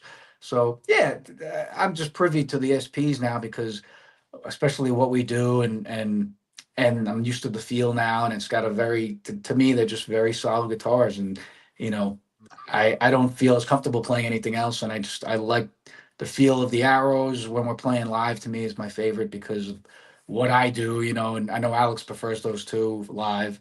They're the easiest thing for me to work with when I'm on stage. There are occasions when I'll take the E2 M2 model, which is a Strat body, and those are great too. And I have a couple of the other ones as well. I think the FX series. FRX series. And I can use those, and I can get used to those, but I do like them a lot. Mainly when I'm like the guitars I usually use when I'm recording the record is going to be like, you know, the E2, the M2 feel, because I like to have it on my lap. So, you know, the V to me, I'm usually a sit down player when it comes to recording. So I need something that's comfortable for that. Right. But live, you know, the arrows, but ESP overall, I've just been probably just the most happy with out of anything I've ever used. You know, it's like there's Yeah. something about them that's just, you know, very comfortable. And to me, the comfort is the most important thing. You know, it just it feels right. And And they're consistent, you know. yeah, they're absolutely consistent. Like I Yeah. said, every guitar I've got from them out of the box has been pretty much flawless. And, you know, and I could always rely on them. So I just enjoy playing them. I enjoy the feel of those. So hopefully that answers the question. But yeah, there's other stuff out there that we've both used in the past for sure. I think this is an old one. I think I know what it means. Alex pulled a Henny poof. Beetlejuice, I think, is returned, but he let us know he would be right back. Atonement is such an amazing record. It is. Great album. Yes, Atonement is fucking amazing. Wow, there's still a lot of comments. Started the book the other night. Nice. Well, we've already showed a fireman can read it, so we're good to go there. Hey, I got to say, you know, kudos to you being a fireman. That's an important job, and a lot of respect to you. And I'm happy you got to retire and now do the stuff that you love to do. I think that's awesome. Absolutely. Yeah, and it, you know, I don't know if I know you all do because of stories, but not all metal people know this, that metal is really big, like hardcore music in general is really big in public safety, like cops, firefighters, military. I had a Marine in here. He may be watching this actually. He plays guitar also, and he said the same thing, like death metal, metal, dark metal, the harder the better. Even, you know, the hardest of rap, it's all because we're all gigantic adrenaline junkies, and we need something that feeds that. And you all are what does that. Yeah, to help in that situation is always cool for us to hear. We've heard definitely from a lot of military guys in the past about, you know, how they, you know, were actually in deep with some stuff, and they'd be listening to our music, and it got them through stuff. And to me, that's like the most, you know, amazing thing we can hear is for someone to get that much out of it and to help them through certain things, whether it's, I mean, that or other things we've heard from a lot of different people. But when you hear the military people and guys like you that say it got me through this, and the hard jobs that you have and the hard things you have to do, it's like, to me, that's, you know, that to me is like the best thing you could hear. You know what I mean? Yeah. Well, and thanks you all for doing that. All right, so we'll hit this one. Gas masks and hand grenades. I'm older than all of you young men at 59, and yes, since the scene is fucking rage in the last several years, MDF last 2 years has been outstanding. Well, that's because it's Maryland. I'm a Marylander, Bob. Sorry. Well, they always do. They always have a great fest. I mean, those guys are great, and they always have a good lineup, a great lineup. I'd like to see the new. I know they have it situated a little bit differently the last time they did it, which I'm very curious to go check out. You know, one of these years. But are you all doing that next year? I'm not so sure. I don't think so, but okay. Yeah, it's possible. Who knows? I mean, next year 26 possibly, but okay, not 25 most likely. I think they probably already have that booked, but I mean, it's cool how they're doing it now. It's just in that one main area now, which sounds very cool. And the way it was described, I think Alex, you went there that last year, right? Yeah, I went for a couple hours. Yeah, it was different. It was cool. So the way it was set up and the way I saw that they mapped it out, I thought it was pretty cool. So it was like they had it like you cross the street, so there's still the stage here, but they had like the street blocked off, and then it just kind of goes all the way down. Yeah, I think it's great to just control that whole area. You know, that's awesome. Yeah, no, it was cool. I loved it. Yeah. And Death Metal Podcast, thanks for answering. I think that's a neck through question. Roy, sorry again. Is Alex still looking for? If he is, there's one right outside that wall right there. I saw it. There is one. Yeah. I'm not joking. For nostalgia reasons, I would love to get the Explorer that I had as a kid. You know. Well, I think The first thing's going to happen. He's going to have to talk to Cynthia. That's the first thing.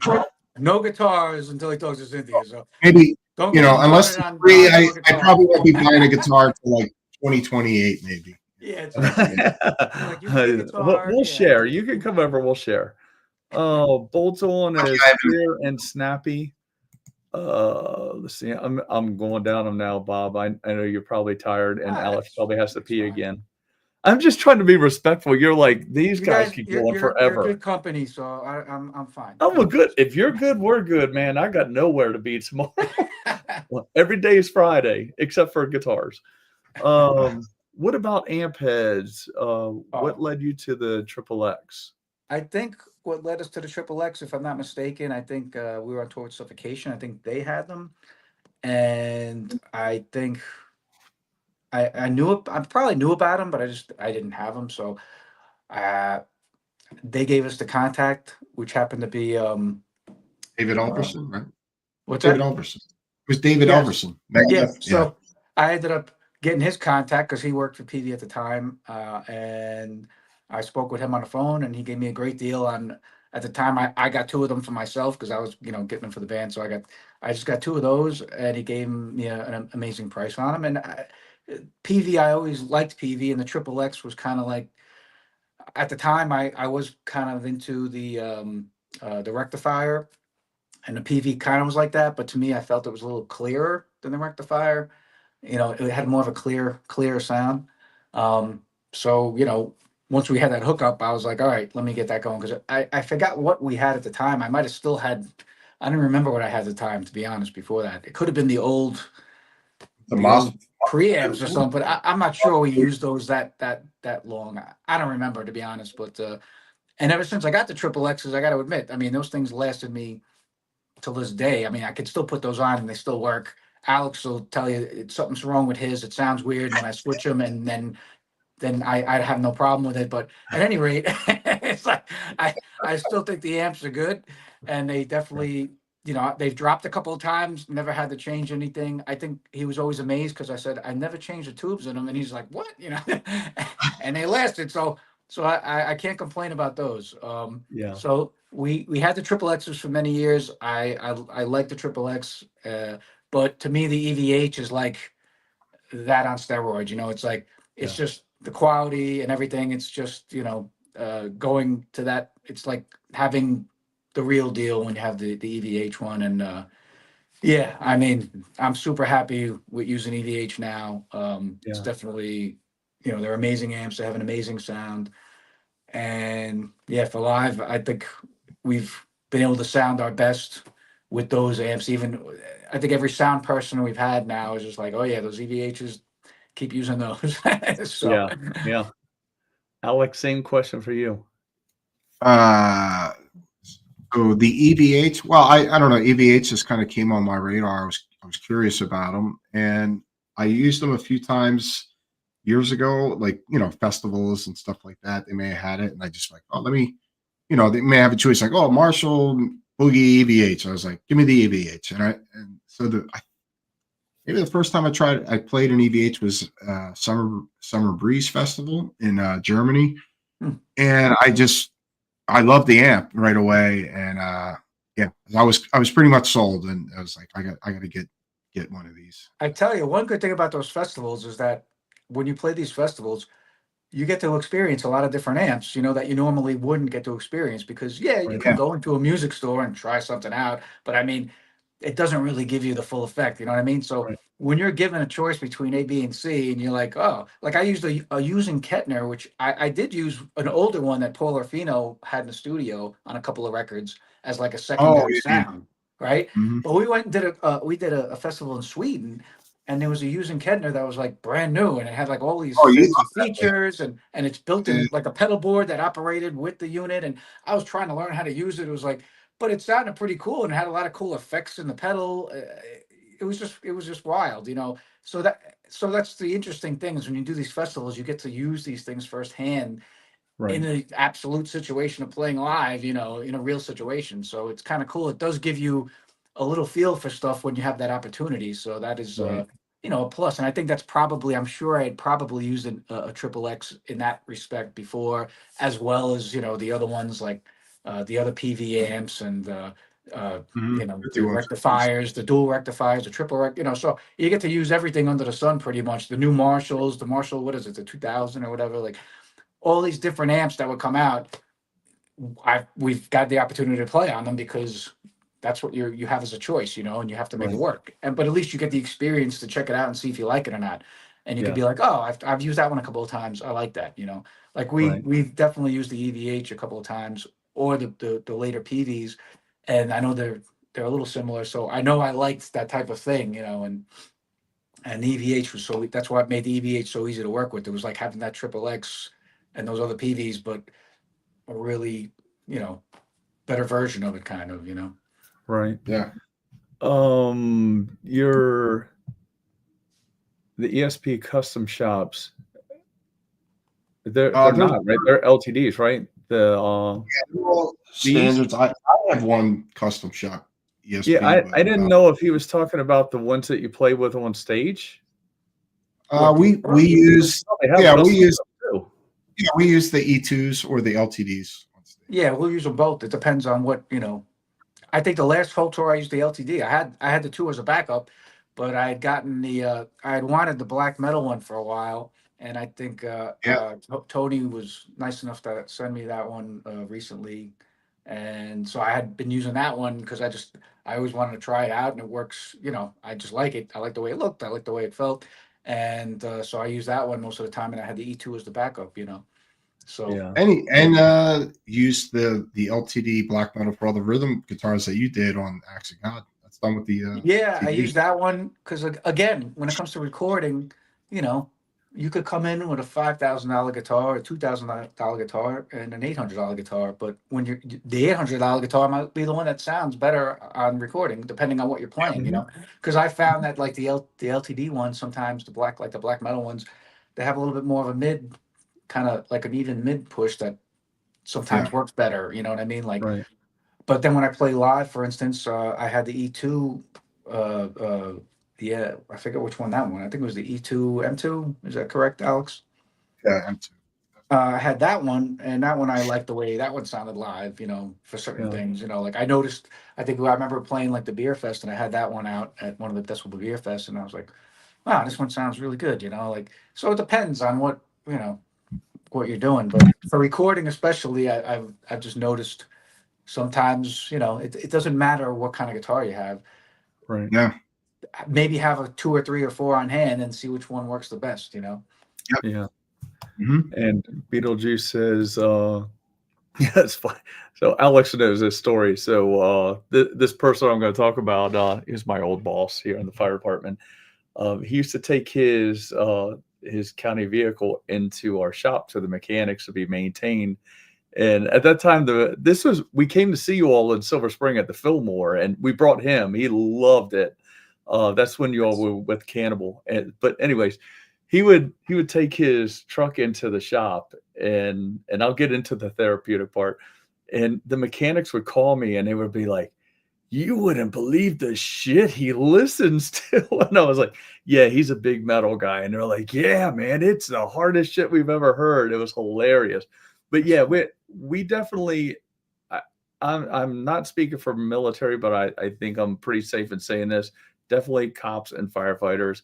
We don't listen to it because it's therapeutic. We listen to it because we're adrenaline junkies and we need to feed it. It's as simple as that. Yeah, we're just... whatever works, it's like everyone listens for different reasons or different. Yeah.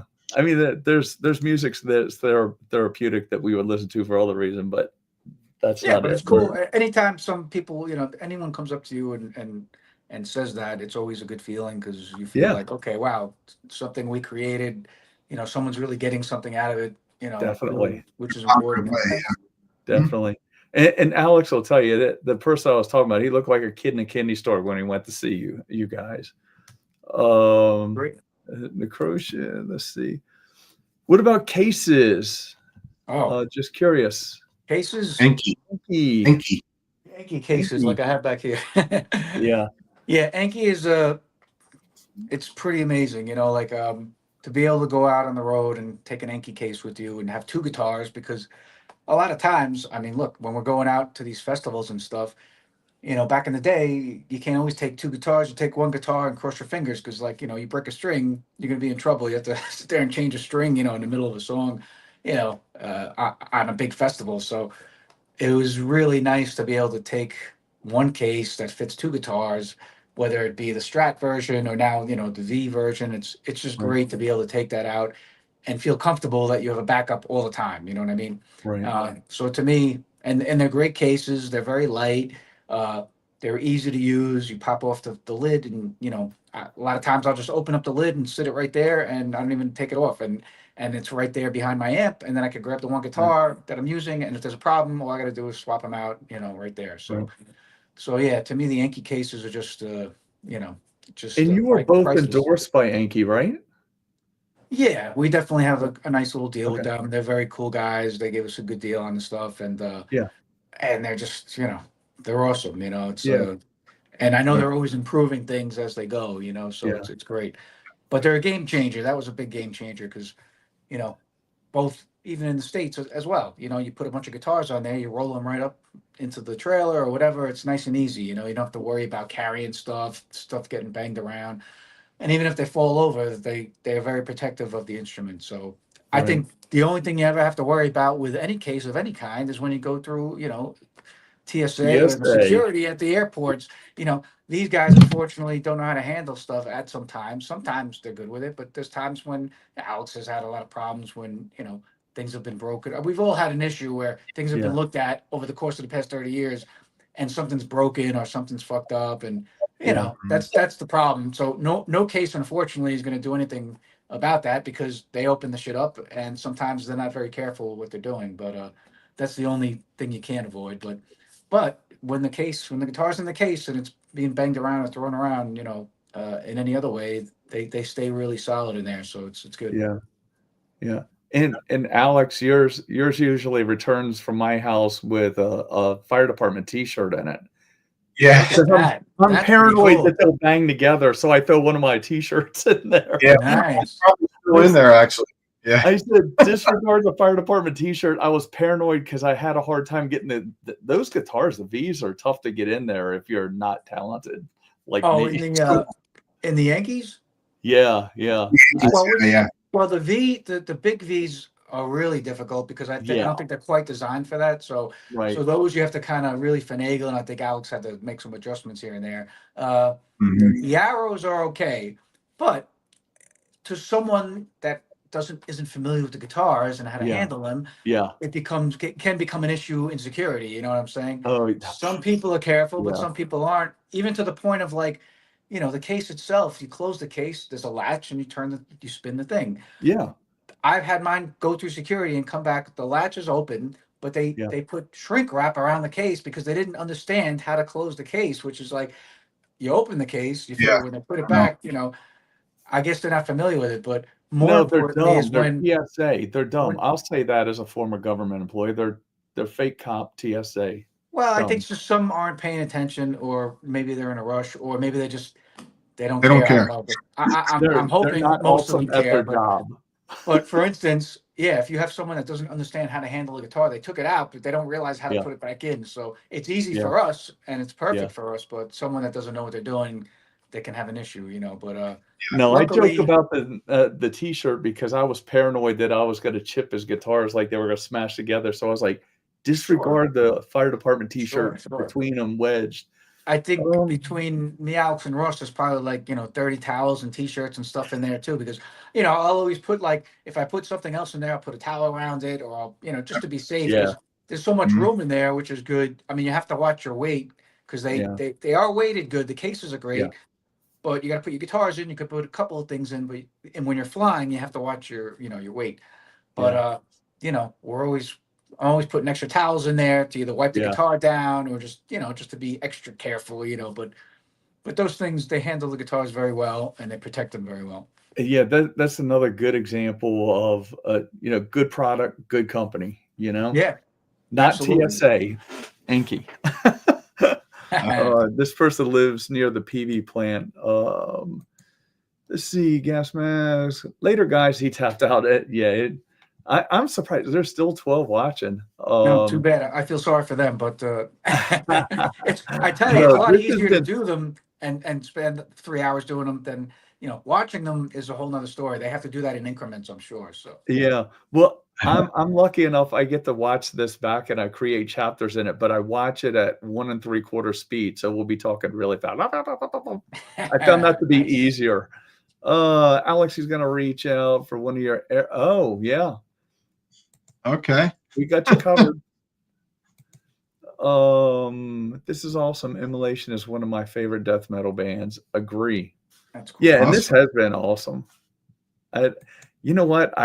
I'm almost embarrassed. I told you all I was a little nervous. I don't know why, but I was. I think it's usually because Alex and I kind of trade off, depending on what the topic is. And I told you before we started, it's like this week, Alex said, "You're going to interview us." I was like, Right. "Yeah." Well, yeah, Then you're with kind of the like on your training own in a wheel. way, but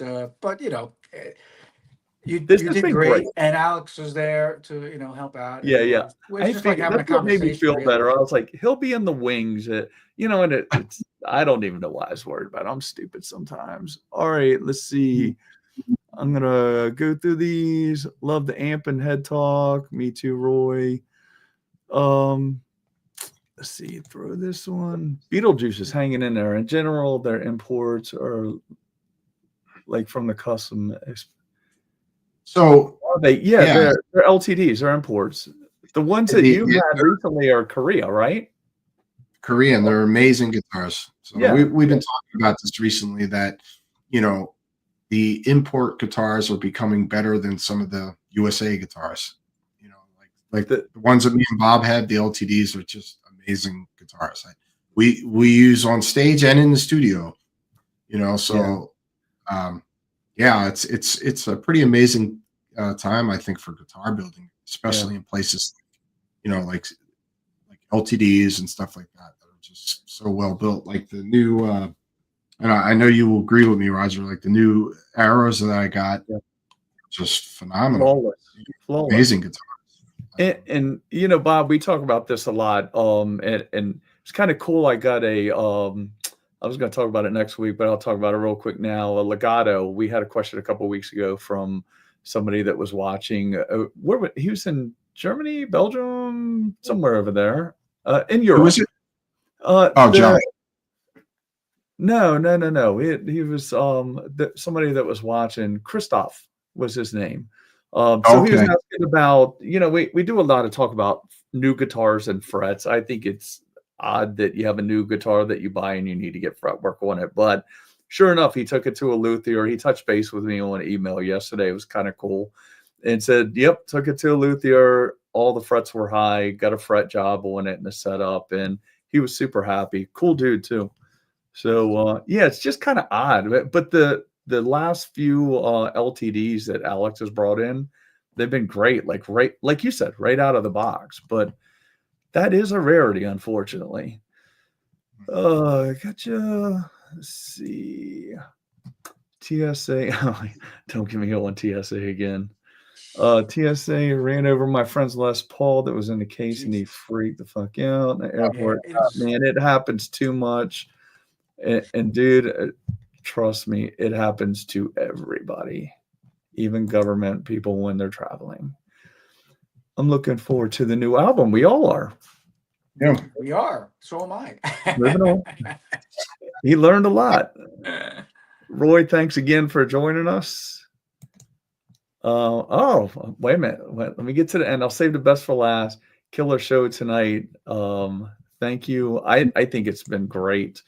Thank you, Roy. That's a high compliment. I saved that one for last. Awesome. Yeah, I don't hear Roger build it often in life. Hopefully people, will be happy with this. I think they will. This has been, I say this a lot. Like I ask a lot of questions, but I get to watch and kind of listen to all you all, and I learn a lot. It's fun doing this. I had a good time just bullshitting. That's basically what it is. So definitely cool to talk to you guys and see you guys. All right, Bob, hang out. I'm going to end the stream. Thanks everybody for joining. Please subscribe, and we have some more guests coming up in the next couple weeks. All right. And Thanks. Appreciate it. Thanks for everyone watching and who will be watching. And hopefully we'll see everybody soon later in the year.